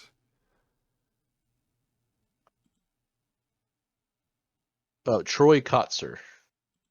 Okay. I'm hoping that's how that's pronounced. He won an Oscar for Coda, right? Yeah. That is him. Yes. For supporting. Yeah. The sign thing, I don't know what it is, but I don't know if he jump started it, but it seems like another show I've watched has had a guy on it that uses sign language. I just think it's cool that's kind of a thing now in movies and television. Yeah, I think it adds a cool element to. Especially in this show, the drama that it causes, or the suspense, I guess I should say, within those scenes because of who his character is. Like you're just like waiting on pins and needles for what he's saying. If you don't understand sign language, to be relayed. Yeah, I think like you said, having that representation for that is amazing. I think about even like in Sound of Metal as well, which great film. But get into that. Yeah, I don't want to go into that. But great film. Please watch it if you haven't. Yeah, Amazon Prime. Definitely one of the best films I think of this decade. Yep. But yeah, the way that it plays like a character within itself with him doing sign language in Black Rabbit is so good. And like I said, I'm only like halfway through. I'm really enjoying it so far. Yep. Like you said, sometimes I just feel like, where's this going, or why are we going here? Or just kind of feels empty at times. There's some heavy moments, and then the finale is wild. That's what I'm most really excited to get to, because we're living in a flashback for most of the season. Mm-hmm. So we'll get to, well, I'm not gonna say anything. Yeah, I'm interested to see where all that goes, and I feel like some of what I think about the show kind of depends on how they pull all that off or what goes on. I kind of have some guesses on where it's going, but I don't really know for sure. 74 out of 100. I think it's definitely worth a watch. I binged it in like 2 days. Awesome. I liked it. Love both those guys are awesome. They always are. And a lot of good supporting, like Troy Kotzer, who did a great job. Yeah, I think a lot of his restaurant staff does a great job as well. Yeah, I can't wait to watch more. I'm really just waiting for my girlfriend to be able to watch it with me, because that was a group watch for us. So I've been watching a lot of other stuff while I wait for us to be able to watch more. But makes sense. All right, how about? Well, I guess we go with something more recent too. Peacemaker. Thoughts on that so far? So I'm one ahead of you. I'm caught up without the finale that's coming next week. I like this season. We got some of our questions answered about when I said I didn't think there'd be another season. It kind of seems like James Gunn is also in that boat. I think he came out and said that there will be more Peacemaker. It just might not necessarily be season 3 Peacemaker. I don't really know. I mean, I know what that means. Obviously, it means he'd show up in something else. But yeah, I thought that was an interesting comment for him to make. But to get back to the show, I'm liking this season so far. There hasn't really been an episode where I'm like, that was kind of boring. They've all been entertaining in one way or another, whether it be with an eagle hunter or Oh my God, and his gun. or oh my, oh that it's so stupid that it's so funny. But It's so comically oversubtle. Economos is goated. He's hilarious. Oh yeah, No, for sure. Vigilante, of course. Vigilante is just He's the funniest character in the show. he's every time he 100% here. But there's something about this show. John Cena is putting on a clinic of emotional acting in this season, Oh in yeah, my opinion, I, and it gets even better in this latest episode. in one of the first couple episodes of the season, I believe, he had a scene where I was like tearing up in, and I was like, I never really thought I'd be tearing up When he goes to interview, that's when I was emotional. I mean, I got kind of angry during that scene. I'm trying to think of the exact moment of when it was in the season. I remember it was like him like having a breakdown kind of. Right. And during that, he played it so well that I was like feeling it. And again, just his acting, I think, has to be most respected in this show. He as funny and crazy and wacky as it is, and just over the top. Right. As we talked about, It some can get over the back top to elements early on, but grounded quickly. yeah, they do emotion really well. I like where the season has started to go. I just feel like it's kind of, it took about halfway through the season to me to really get going, but not this last episode, I shouldn't say that, not the pre-nally, which I haven't checked out yet, but I guess episode 6 I thought was the best episode of the season that I've watched so far. Like I said, I haven't seen the newest one. Best episode of the season, and I think maybe one of the best episodes of the show. I just really enjoyed it from start to finish overall, with the crew following behind, I guess I should say, with no spoilers. Right. But and the twists that happened during the episode, all of it, it just it gave you so much, and it felt like it was kind of firing on all cylinders. But I really enjoyed it then, and I'm really excited to see the newest episode when I get a chance, and the finale for sure. And still feel like there's a lot of big things to come. Like I said, it just feels like it's a lot of it's built up into these episodes, these last 3 episodes.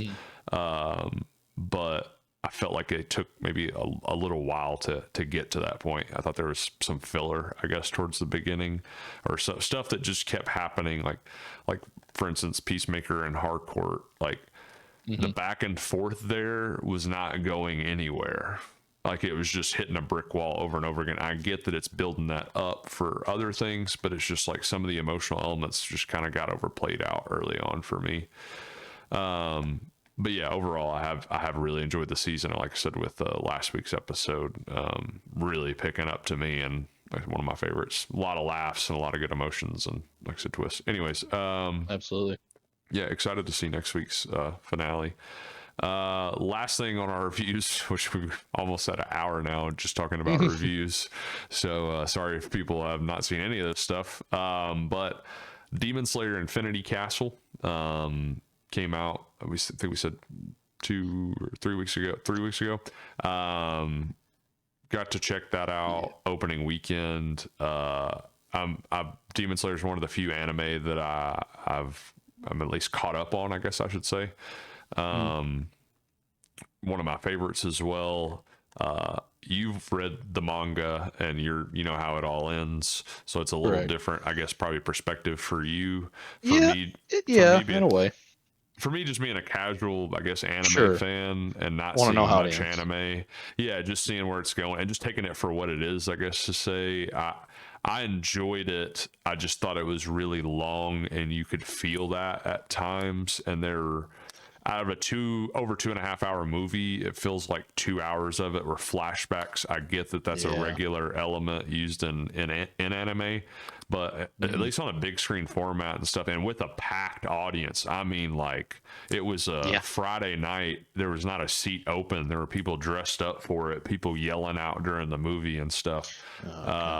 Yeah, laughing like too hard and things like that at times. Just very some of it being uncomfortable. But anyways, for it to be as packed as it was and everything, I felt like some of the flashbacks just kind of bored people. Like, people fall asleep in the movie theater.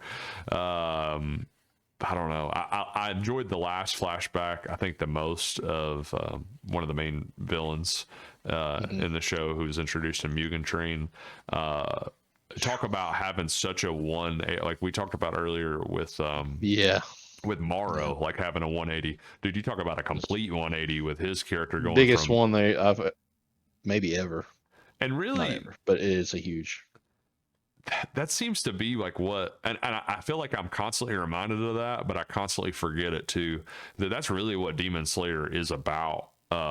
Is I don't know, finding the sympathy in like the worst type of people, and bringing that out, the human element within like demons, even though they're still despicable, and like when they get what they deserve, you never really feel that bad because of their acts, right? But you are way more like, I don't know, it adds heart to it, and they do that over and over again, and that's kind of what Tanjiro's character is at the end of the day, and what makes him so different from everybody else, is wanting to save the demons rather than just kill them. I think that part of it was like, and part of those flashbacks is what make them so great. I just thought that some of them lasted a really long time. I think it honestly works better as like a TV format, at least for this, to me. If they would have done a season just on this movie and drawn it out a little bit more, I would have felt, I think, a little more fun with that. Just seeing as a 2 hour and 40-minute movie, it just kind of felt like a filler leading into the next two movies, which I know you said the next two movies are apparently going to be like all gas, no brakes for those. Supposed to be. We'll see what they do, but with the content they have, it should be. I'll just put it like that. When the action does happen in this movie, though, oh my god, like, it's beautiful.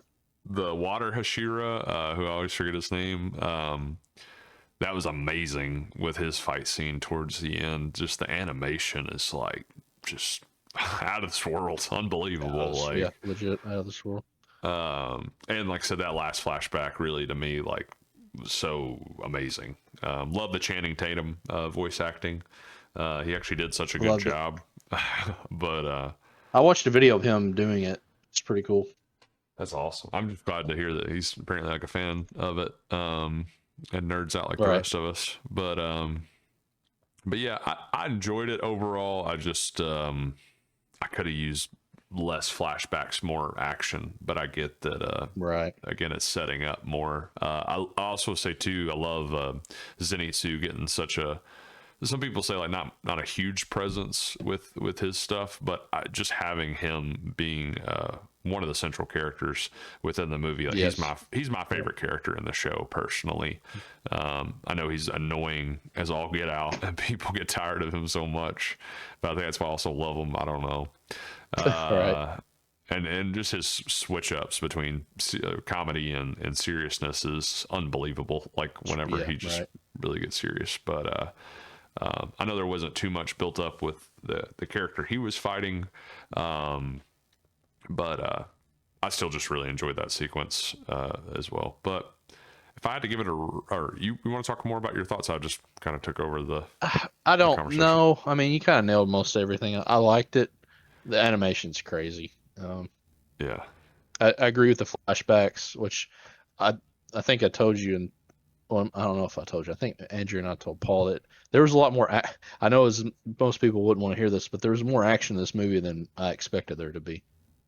So, oh yeah, I did hear y'all say lucky. That shocked me. Lucky. Yeah.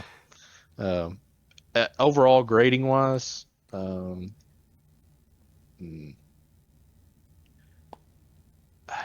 gonna say I didn't love it, but I'd probably say it's 70. 70. Yeah.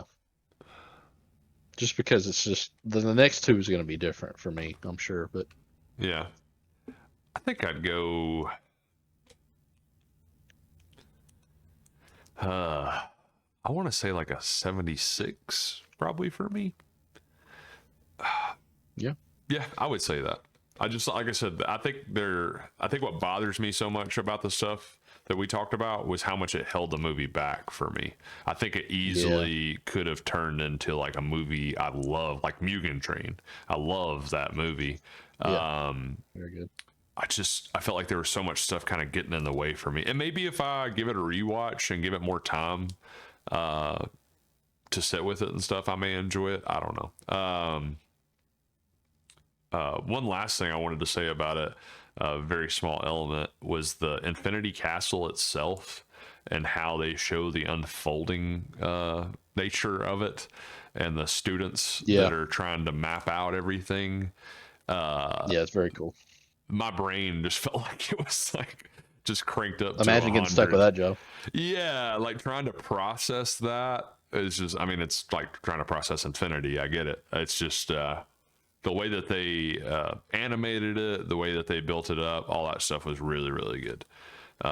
Love that. And even like the little, I don't know what you call them, like they're not Hashira or Demon Slayer. I guess they're maybe Demon Slayers. Just like the regular old dudes, like the group of them running around and stuff. That cracked me up, but also is like really endearing because, you know, they can't really protect themselves like the rest of the people can, but they do they try, you know. I think that's the heroic part. Anyways, yeah, enjoyed it overall. I just think it could have been a whole lot better. Okay, going on to our games now in the show. Real quick, you want to go ahead and start us out with random recommendations? Just naming off some titles. Yeah, I think I already named one. Was the television show The Lowdown, starring Ethan Hawke, Keith David. On Hulu, also for people that are it's on streaming on Hulu. It's gonna be a trend for me, sort of. As well, I think we already knocked on Lowdown. I'm not going to go into detail on it. Yeah. It's episode 3 just came out. Comes out on Wednesdays on Hulu. Usually about 40 minutes. I watch it on the app, so I don't watch it on live TV. So I guess it's an hour long technically on TV. Check it out. It's really cool. It's got Fargo vibes to me. Ethan Hawke's doing a really good job, as he usually does. He plays this character really well. Like this, I feel like this is his kind of character at the age he's at. Down on your luck, writer. Yeah. Trying to be a good dad. It has been heavy at times, especially this episode. So definitely check that out.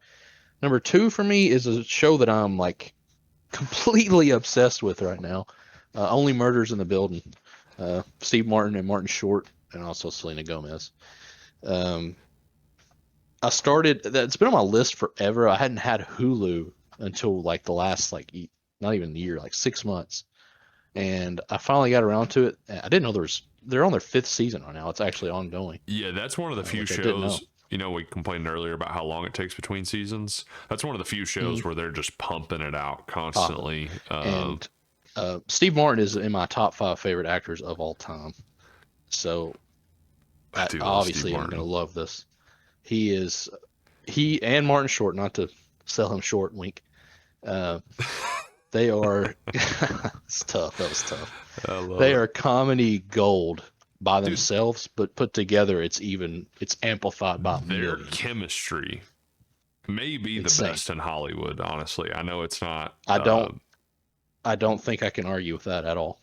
I know it's not like biased considering what I said, but I don't think they'd throw them like maybe in a big budget film or anything like that to say it's like so popular or whatever, so wide spanning. I don't know what to call it, but right. I think their chemistry, the way they play off each other is. I could watch it literally all day long. No joke. I've watched.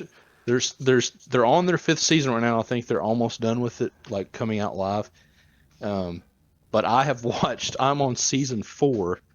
And I went from season 1 to 4 in like maybe a week, which they're not. They're usually like between 30 to 35 minutes. Yeah, they're not super long. But man, I'm just obsessed with it, and it's not just them two. I mean, Selena Gomez is in it. she has terrible delivery. I think she's awful, but she does bring a good dynamic to the trio, so she is needed. Yeah. But there's a lot of side like character actors and a lot of good cameos. Yes. Paul Rudd is in a season. Meryl Streep's been in more than one season now. Jane Lynch has been in it a lot. Amy Ryan. Nathan Lane. Nathan Lane is so good. Very underrated. Yeah. Richard Kind, who everybody would know if they saw him. They probably don't know the name, but yeah, a lot of people. Love this show. I think it's on Hulu as well, and it comes on what day of the week? I may have to get caught up on that show to talk about it with you. You should, man. I love it. It's so funny, and it's pretty well put together for a murder mystery like they have every year. It's not bland and comes out on Tuesdays, by the way. Tuesdays. The one thing I remember taking away from it after watching one season was just how I guess charming it was overall, and again going back to like just not taking itself that seriously to like I don't know, it's not drama, it's not comedy, it's just kind of like a good television show. I feel like and good for Hulu. Yep. Definitely watch that. It's amazing. Steve Martin and Martin Short both are gods of acting, in my opinion. Steve Martin, a god of music as well. It's true. He's pretty much got everything. I'm pretty sure he's actually won Grammys, or at least been nominated. No joke. There is, let's see. My last random rec isn't out yet, but it will be soon. Let me see what the name of it is. Gosh, dang it. 1 second, bear with me here, folks. I had it written down. It is going to be called John Candy, I Like Me. Okay. It releases next week, a week from today, actually. Sorry, next Friday. It's on. I think it's going to be on Prime. I believe. I don't see it. Yeah, it will be Prime. New original documentary from Prime, October. Explores the life and legacy of the iconic funny man John Candy, who died of a heart attack in 1994 at the age of 43. Insanely way too young. You talk about a god, that is a god of comedy acting for sure. Yeah. Planes, Trains, and Automobiles is one of my favorite movies of all time. Best Thanksgiving movie. It might ever. be. It is 100% the best Thanksgiving movie ever. It's not even a debate. Yeah. And honestly, it might be my favorite comedy of all time. Between that and Dumb and Dumber, it's hard to pick. But the thing if I was going to give an edge to Planes, Trains, it would be because that movie makes you laugh the whole movie, but it also makes you feel extremely emotional, especially at the end. Dude, which not many comedies do. John Candy's character in that movie is one of the best, I think, put to film. Like the way that he played it. Yeah. I mean, I love Steve Martin in that movie. Don't get me wrong. But yeah, right. The way his character. Steve Martin's the everyman in that, and John Candy's the guy you feel like you wish you were. Yeah, the kind goofy, crazy guy. But his whole speech about like, what does he say? Like, I'm an open book, or I'm a. He says, "I like me," actually. In that speech. Oh, really? That's where they got. Oh, yeah, that's right. That's right. I didn't think about that. Yeah, that's true. He says something like, "What you see is what you get." That whole speech, I thought, which is I'm an easy amazing. Target. Listen, there's so many good lines. There's a lot of that are so good. There's also, first of all, everybody that's coming out on streaming on Prime, a week from today, John Candy, I Like Me. Yeah. It's probably going to be amazing. I'm just going to say that's my third rec. And if you've never seen the deleted scenes from Planes, Trains, and Automobiles, get on YouTube and look them up, because there are some. There's one specifically where it's when they're on the airplane, and it's about airplane food. It's gold, as everything was in that movie. I'll have to check that out. That's my third rec. I'll pass it to you. Okay. Sir. I'll do just a quick rundown. I actually need to see where my first movie is streaming now. The Rundown? No, not The Rundown. I actually like that movie. I was gonna say the movie. My first recommendation just left Netflix, I think, at the end of last month. Let's see where it's on now. It's still only available for rent. I was gonna say last time I checked, it's only available for rent or purchase. $3.99 is American Graffiti. It's one of George Lucas's first films that he made. I think his first like big budget film, and right before he made Star Wars. Incredible movie. Definitely, if I'd like to go back, I need to research on this about like the genre of like hangout films, stuff like Clerks or Dazed and Confused, things like that. Because this movie, I feel like had to be one of the first ones like that, and I don't think any of those movies really exist without American Graffiti.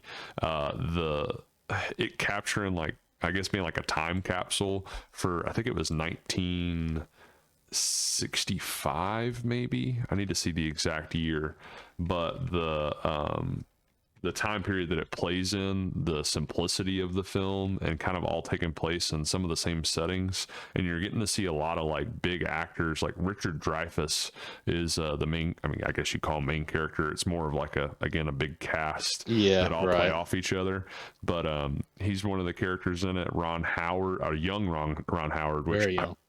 All I think about with Ron Howard is him as Opie, and then him as a full-grown adult. Yeah, that's it.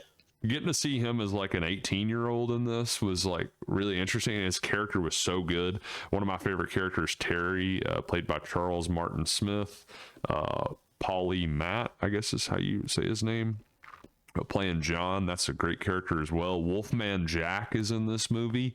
I now see Wolfman Jack as an absolute legend just because of this movie, and just how much of a role he probably played at that time. Harrison Ford, one of his first. One of his very first, yeah. One of his very first. 1962 is when the film takes place. A group of teenagers in California's Central Valley spend one final night after their 1962 high school graduation, cruising the strip with their buddies before they pursue their varying goals.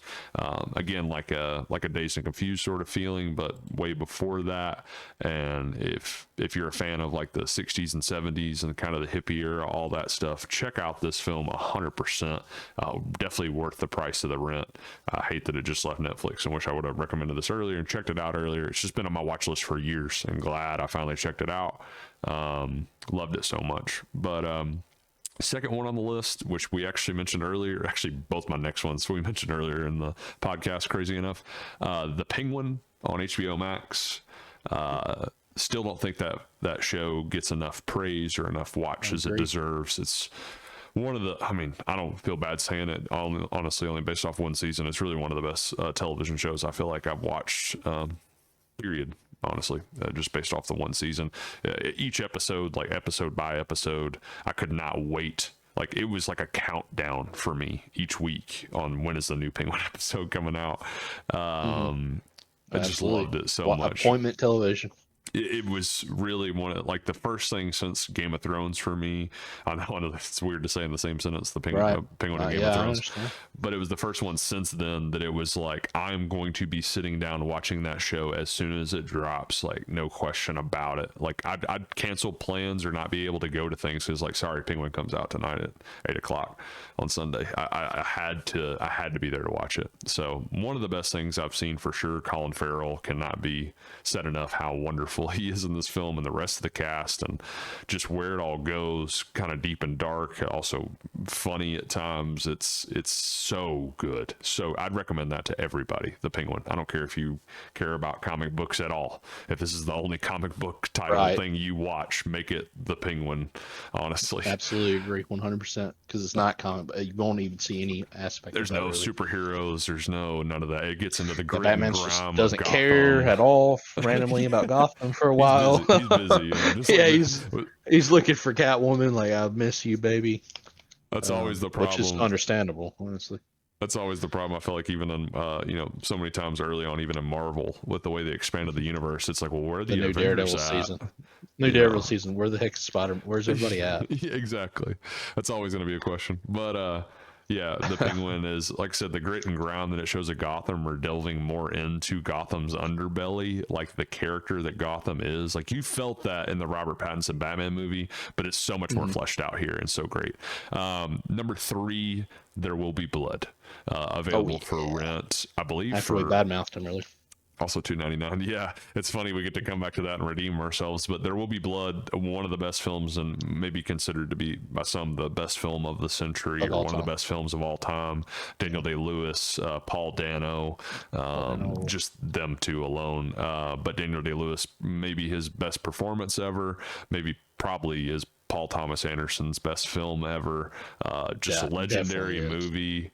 So serious and dense, and I don't know, there's so many the cinematic element, like some of the shots in that movie are unbelievable, like make you want to cry just because of how beautiful they are, at least for me. Right. And some of the lines of dialogue, the story is so unique, so immersive, like in the movie you really feel like you're there. There Will Be Blood, 100%, like a bucket list movie, I'd say, like one of those things you have to watch. Yeah, it has to. If you're a lover of cinema, you have to watch that movie. Have to.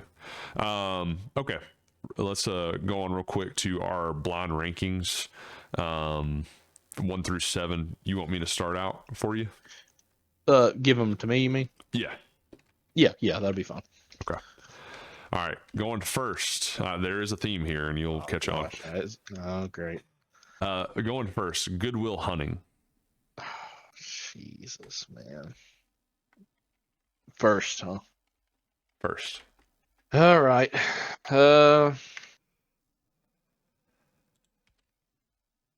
Two. I hate to give that spot up already. It's such a good movie. It's a great movie. I think it gets kind of too much hate, honestly. Unwarranted. The Town.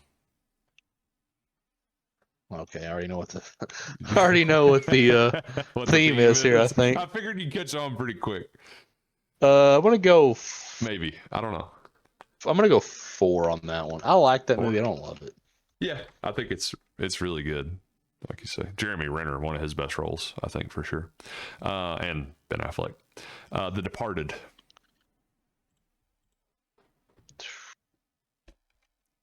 Trying to think of what else I got on this list in my head before because I think I could guess. I knew you were gonna do this.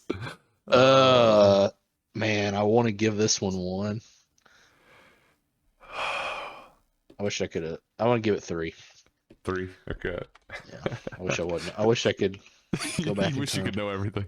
I love this blind rankings list already. Mystic River. Number 1. Number 1. No hesitation on that one. Just talking about Sean Penn too. Insanely heavy. Oh yeah. Movie. It's one. I know we spoke the other day off podcast about movies that I can't watch anymore. That's one of them.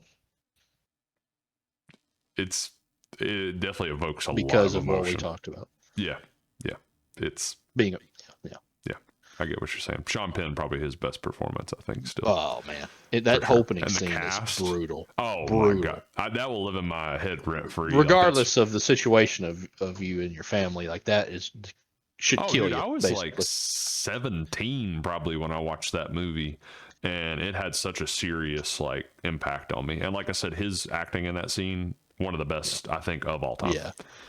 Yes, for sure. Anyways, okay, on to the next just film. before you give me that next one, crazy parallels between him and that and Stephen J. Lockjaw in the new movie. If you really think about, if you think about that's kind of like the polar. Anyways, all right, go on. Polar opposite, also similar. I just want to go through real quick. Mystic River, number 1. Good Will Hunting, number 2. Departed, number 3. The Town, number 4. So you got 5, 6, and 7 open. That's how good these movies are. Yes. Gone Baby Gone. 6. 6. Okay. Yeah. I think that's a safe place for it, maybe. Yeah. Maybe. I don't like what's coming here. Last 2 movies. You got 5 and 7 open. Spotlight. Oh, that pains me. That pains me. That's going at 5. It's one of my favorite movies. All right. And on to the last film, number 7, Boondock Saints. Oh, I'm dead inside. I'm dead. I'm literally dead inside. I am insanely murdered. Dead. Killed dead. Oh, dude, I saved that Bury movie for me. last, and I knew. Put the dirt on me. I'm done for, folks.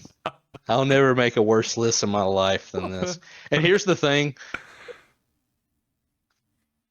I know Boondock Saints would probably be in this spot for most people, but not for me. Where would it? I'm really interested by this because you have your list written down. I assume. Yeah, I got it on my notepad. Where would it be for you looking back? If I was redoing this right now, I would have Good Will Hunting 1, Mystic River 2, and then Boondock Saints 3. And then everything else can stay where it's at. Actually, no, I take that back. Boondock Saints 3, and then Spotlight moves up to 4. And then everything else, I don't really care. Gotcha. I really like Spotlight. Boondock Saints is one of my favorite all-time movies ever. Like, not even close. I knew that about you. I went through. You're a monster. Yeah, and that's why I saved it for last. I didn't know though that it was going to end up in last, but I thought too. That's true because of the prestigious nature of the rest of the films. Right. I was like, this could very well end up. Had to play it safe. Yeah. Boston being the theme of that blind ranking list. I noticed. But first, I thought it was Affleck and Damon. Yeah.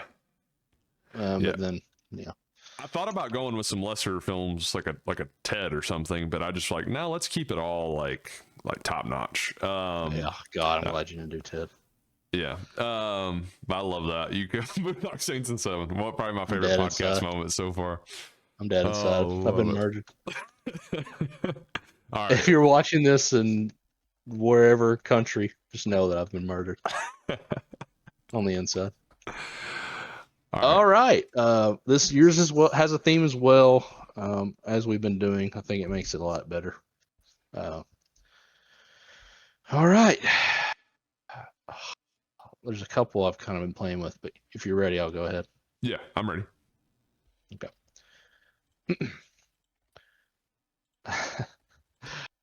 Harry Potter and the Goblet of Fire.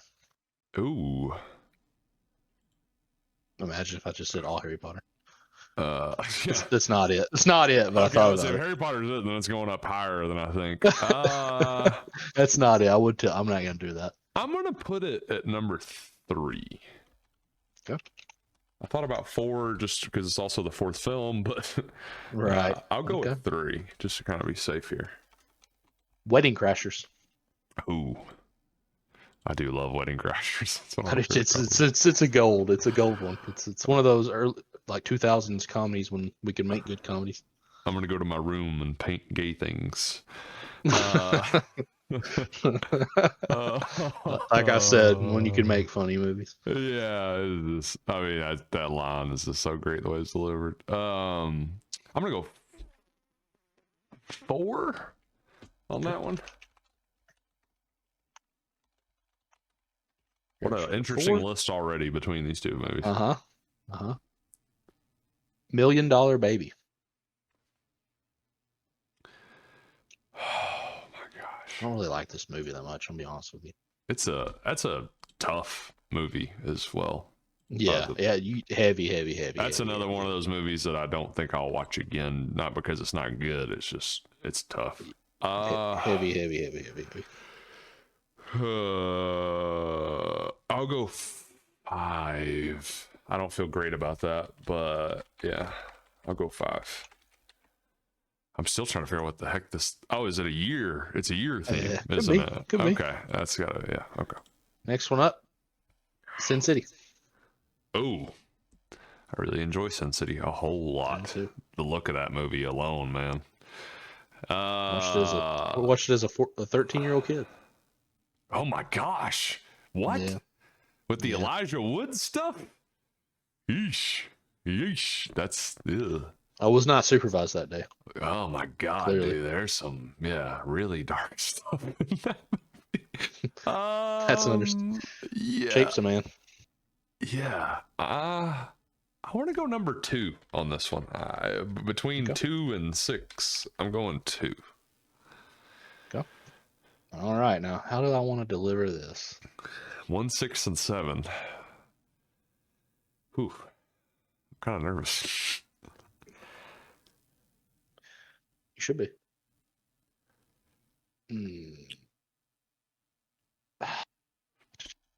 Star Wars Episode 3: Revenge of the Sith. Oh my gosh. I definitely would have put Wedding Crashers a lot lower, honestly. I figured you A would. lot lower. Golly.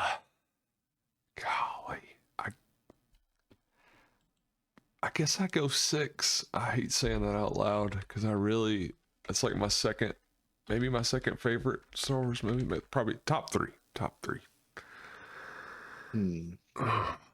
6. Mm-hmm.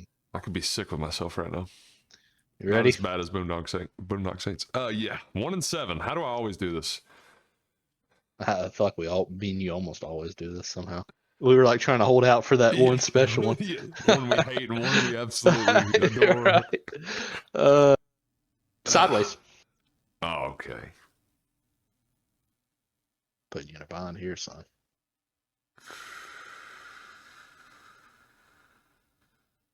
Number 1. I'm glad you did that. Oh God. Coming in at number 7, Batman Begins. Ugh. Yeah. I don't feel good about that, but I mean, I also Sideways is a very good movie. Yeah. I know a lot of people probably haven't. I feel like a lot of people probably haven't seen that movie. No. So they probably would see this list and be like, "What the heck is this guy doing?" What is it? Thomas Hayden Church is his opposite. That Is the friend? Yeah, I love him in that movie. Yeah, me too. Talking about two opposite ends of the spectrum. Also, the guy in that movie that comes home and finds, when they remember they lose the phone and the girls got the phone, the woman. Yes. And they go to the house and the guy's in there, buck naked. Yeah. That is the guy who plays Boyd's dad in Justified. Oh wow. Just random. That is random. I thought about that earlier when we were talking about the movie. I just remember that unfortunate scene where we see a lot of him. Boyd's dad, one of the best characters in the show, and not even like around for all that long. That's true, very true. But yeah, to recap your list, you had, excuse me again. Number 1, Sideways. Number 2, Sin City. Number 3, Goblet of Fire. Number 4, Wedding Crashers. Number 5, $1 Million Baby. Number 6, Star Wars 3: Revenge of the Sith. And number 7, Batman Begins. That would be blasphemy in a lot of people. But with what you were presented, you kind of were forced that way. Yeah. I'll say this. I payback anyways. I love that. Yeah, you got a little bit of payback. I love Batman Begins. I like it more now than I used to. Yeah, I think it would still probably maybe come in 3rd though for me. I mean, I think Sideways and Sin City. Yeah, no, I agree. It wouldn't have been number 1 if you had to pick. It wouldn't have been my number of this list. It wouldn't have been my number 1 either. Yeah, I think those two. Revenge of the Sith may even be like a number 3 candidate. I don't know. Ooh, I would definitely have Wedding Crashers in last out of all this. Yeah, fair enough. That's completely fair. It is a funny movie, but it is comedy, so it kind of is on a different scale. Compared to these, if we was all comedy lists, then I don't see Wedding Crashers coming in last by any means. But compared to the rest of these, it probably would. Yeah, Batman Begins would definitely be higher, but I'm not going to say it'd be my top 2 on this list. When I saw Batman Begins, I think I saw it in theaters. I didn't really like it that much. I was probably I want to go back in time. What year was all these films? This was the 4 domestic box office for 2005. 2005. Okay, so I would have been like from it. I would have been like 8 or 9 at the time. I remember I was in Chicago actually with my dad and my brother, and we saw this film while we were vacationing up there. It was like a formative film, I feel like, for me, or one of the first like really serious, like grounded movies that I saw growing up. But especially for it being Batman, like that was kind of my introduction, I guess, to Batman and the character. If I think back on it, maybe some of the animated show on Cartoon Network, but I do love the movie, and it might be my second favorite of the trilogy. Maybe that's hard. I think I've definitely appreciated Batman Begins more over time, and even Dark Knight Rises Right. a little bit more over time too. Right. Dark Knight is just untouchable, so let's not even talk about that. But anyways, I do love that movie a whole lot. And Liam Neeson's character, and I guess the multiple villains element. I liked like Batman juggling. Why do we fall, Master Bruce? Like, there's so many great dialogue Yes, moments in the movie. absolutely. I do love it. Like you said, appreciate it more over time. Yeah, not the most happiest with that list, but I still feel better about getting you with Boondock Saints. Yeah, you got me. You killed me. Murdered me dead. Okay, getting into our last segment of the show, wrapping it up real quick. Our Leo movie draft, Leonardo DiCaprio. And since I killed you so badly with Boondock Saints, murdered you, I will give you the first pick of this draft. This is between him and the last one we did. It's two of the biggest libraries to pick from. We may just continue I think for that you could get Once Upon a Time in Hollywood actors. We may just continue on this list. Oh, we'll be here for a while because there's about 100,000 A-lists in that movie. Yeah. This is one too. I'll say real quick is that I don't think either one of our lists are going to be bad by any means. They're going to be stacked. They're going to be stacked. Because top five for Leo between two people, like you can easily pick 10 phenomenal movies of him. Yeah. We could do easily. 10 apiece. Yeah, and still have leftovers. Great list, but it's going to come down to more preference, I think, as much as anything. But yeah, like I said, because there's one on here that's highly regarded by. Highly quoted and highly regarded, and I just not a fan of the movie really, so I'm not going to be picking it probably. But anyways, all right, let's see. Number one, man, this one's tough. There's so many good ones to pick from. I could pick Critters 3. I did not know he was in that. I'll be honest with you. I didn't know that either at all. Critters 3. He was in Roseanne. Wow. Did not know that.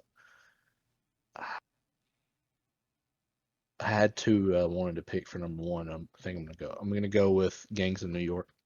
Oh, great choice. Great choice. Another one with that one guy in it. I forgot his name.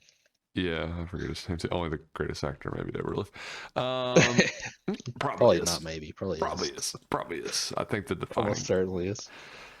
Great choice. All right, what you got? That was definitely one of my top picks I had lined out. I'm going to go number one before you steal it from me because most of my life, my favorite film of all time, Django Unchained. Nice. That's a good one. Like we said, there's a lot of these that are going to be like, well, that could have been the number one pick. Yeah, it could have been number one. Could have been number one. Every single one we have could be a number one pick. No joke. All right. I'm going. This is an easy one. Not really easy, but kind of easy. Inception. Oh my gosh. Yeah, I knew you were going to want that one. I despise you. I knew you were going to want that one. I had Inception number 2. I didn't even want it that bad. I had Inception number 2, and I had Gangs of New York 3. Man, now it's a cutthroat game. Oh my god. Yeah. We're playing for blood. Yeah. Oh, do I just keep working on Boondock Saints? Oh, should have never. I'm sorry. Have mercy on me. Okay. Number 2 for me. God, this makes it so hard. I'm gonna go Wolf of Wall Street. Okay, that's the one I was talking about that I don't like. Well, now don't like is a stretch. It's just not. I don't. I think the hype is too much for me personally. It's definitely a cultural phenomenon type movie. Yeah, insanely quoted. There's a lot I want to go at 3, but I'm probably gonna go with. Yep, The Revenant. Great choice. Love that movie. Tom Hardy, man. Also. Life? What life? I got these pelts.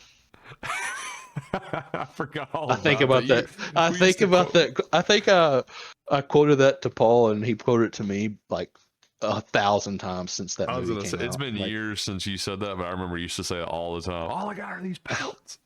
Also, early insight to Will Poulter being a really good actor. Wasn't it Will Poulter? Oh yeah, I forgot. Yeah, I think it was the young guy. Kind of the green soldier in the war. Yeah, did so good. And I remember being like, wait, he can do this? I just kind of felt, Yeah. I don't know. Now Great we know he movie. can. 10 out of 10 very. movie for me. Yeah, definitely. I should have gone 100. I should have gone second for that, considering I don't know, I'm trying to steal stuff that It's I don't just think not you're a gonna bad. take. This is not going to be a bad list. Neither one. I just mean based off like my favorite movies, it'd be Django, Right, yeah, right. Inception, Revenant, like those three are. I think the only movies he's done that I personally would think 10 out of 10, 100%. I don't know. Wolf of Wall Street, I do really, really enjoy, but like you said, it's not the best out of the ones we named so far, I think. Okay, number 3. I'm gonna go ahead and say Once Upon a Time in Hollywood. I hate you, man. I want it. I knew it probably wasn't gonna be there, but I wanted it because No, I'm a Tarantino nut, so I gotta love steal that. it. Yeah, by far my favorite Tarantino movie. Love that movie. Oh yeah. Now I'm gonna get into movies that I really, really enjoy more than. Man, I just People can't probably believe I think- just passed over you saying by far your favorite Tarantino movie. Like, no question. That's kind of crazy. Okay, go ahead. It wasn't meant as. I understand why that would be perceived as a slight towards him, but it's not. It's just so hard to pick a favorite with him. Right. Inglourious That Basterds. movie, I'll never forget when I watched it. I watched it, and then I watched it like 3 times in a week. Roughly. It's so good. Well, real quick, on Tarantino note, I feel like a movie of his that just gets passed over every time and deserves so much love. Hateful Eight needs to get Oh a yeah, little for sure. bit bigger I than think it it's is. still on Netflix, so y'all should definitely go watch that. Yeah, 100%. I Does think not the get extended mentioned. version is too. It is, yeah, whatever it's the called. 4-episode thing. But anyways, okay. Sorry, I keep interrupting. 4th pick is a movie, probably the movie that I can think about being the most hyped for my life leading up to seeing it, and then being disappointed at first, and then liking it after the fact, was Shutter Island. Oh, great Before. choice, man. God, I love that movie.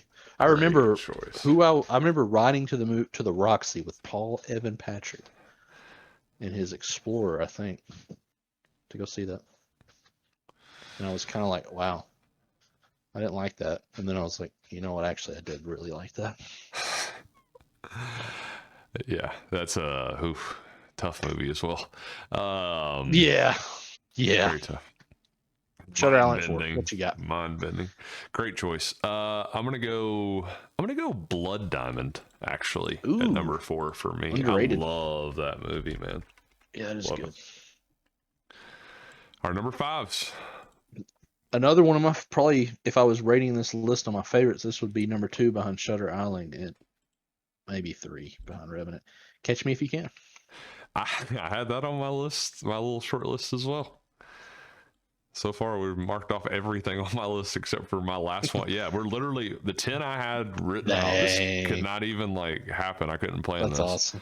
So I'm gonna go this at number 5. I have to. The last thing I have on my 10 list, The Departed. Great movie. Dang, yeah, our list. I mean, like you said, These are some stacked. hard to go wrong. Let's go over your top 5 real quick with me. Yeah, so my top 5 Leo in the Leo draft is number 1, Gangs of New York. Number 2, Inception. Number 3, The Revenant. Number 4, Shutter Island. And number 5, Catch Me If You Can. I think you might have made. I think you made the better list here. I'm gonna go ahead and say it. Number 1. I did get to go first, though. Yeah, you did get to go first, and yeah, That changes a lot. it does. Gangs of New York and Inception off the bat, but also That's some heavy hitters. you taking Revenant, you taking Shutter Island, you Catch Revenant Me If at 3 You was Can a is value so pick. good. Oh man, that's what. Like I said, I should have gone that number 2. I'm pinching myself for not doing that. My top 5: Django Unchained number 1, Wolf of Wall Street number 2, Once Upon a Time in Hollywood 3, Blood Diamond 4, and The Departed 5. I think The Departed, honestly, if I could go back, I would also pick that probably sooner, maybe. I don't know. Like you said, it's just hard. I mean, that might be the best value pick on the list, is Departed at 5. Yeah, that coming in, and at the 10th pick is that's but like I said, literally made because even last time we did the Brad Pitt draft, I just picked out 10 films in case you stole 5 of them from me. I could have my other 5. Which I did steal a few. Yeah, and this one, no joke, I did out 10. I had this is how I made my list before. Was Django number 1, Inception number 2, Gangs of New York 3, Revenant 4, Wolf of Wall Street 5, Departed 6, Blood Diamond 7, Once Upon a Time in Hollywood 8, Shutter Island 9, Catch Me If You Can 10. I believe I said that out correctly. But yeah, all the films we just named. Kind of wild. But yeah, our Leo movie draft, like you said, can't go wrong in something like that. Now, if you get like, I don't know, 4 or 5 people involved, it may start to get a little more then it's interesting. going to get tough. But you have to lower the number. You couldn't do 5. Yeah. Maybe like 3 or 2. Is it crazy Maybe too? I thought about that. Either one of us could already, I don't mean to have recency bias, but either one of us could already named one battle after another. Yeah. I think it would deserve to be on that not list. crazy at all. Not crazy at all. I definitely agree with that. But yeah, Leo movie draft did our I loved our blind rankings this week. That was awesome. That was fun. Yeah. Some great random recommendations, I think, by us both, and long reviews. I mean, if you're not a fan of movie discussion and TV discussion stuff like that, then sorry about that, because we went on for an hour out of 2 hours. But we saw some good stuff. So yeah, a lot of stuff recently. So a lot of fun on this podcast. Thank you guys for joining us once again on. I should have said at the beginning, but this is episode 9 so far of the podcast. So been a whole lot of fun so far. Wish we could do it even more often than we do, but sometimes life gets in the way for mostly for feels like for me, both of us for sure. But yeah, it's been a whole lot of fun. Thank you guys again for listening. Please feel free to share these episodes if you're enjoying them. If you made it this far too, then you're like a true fan, which I know we have a few that do listen to all of them. So awesome. And thank you for that. I'll say that I think every episode we ever make is just my appreciation for people that tune in. But yeah, well, thank you guys for listening. And absolutely. Until next time, I guess we'll catch you at the movies.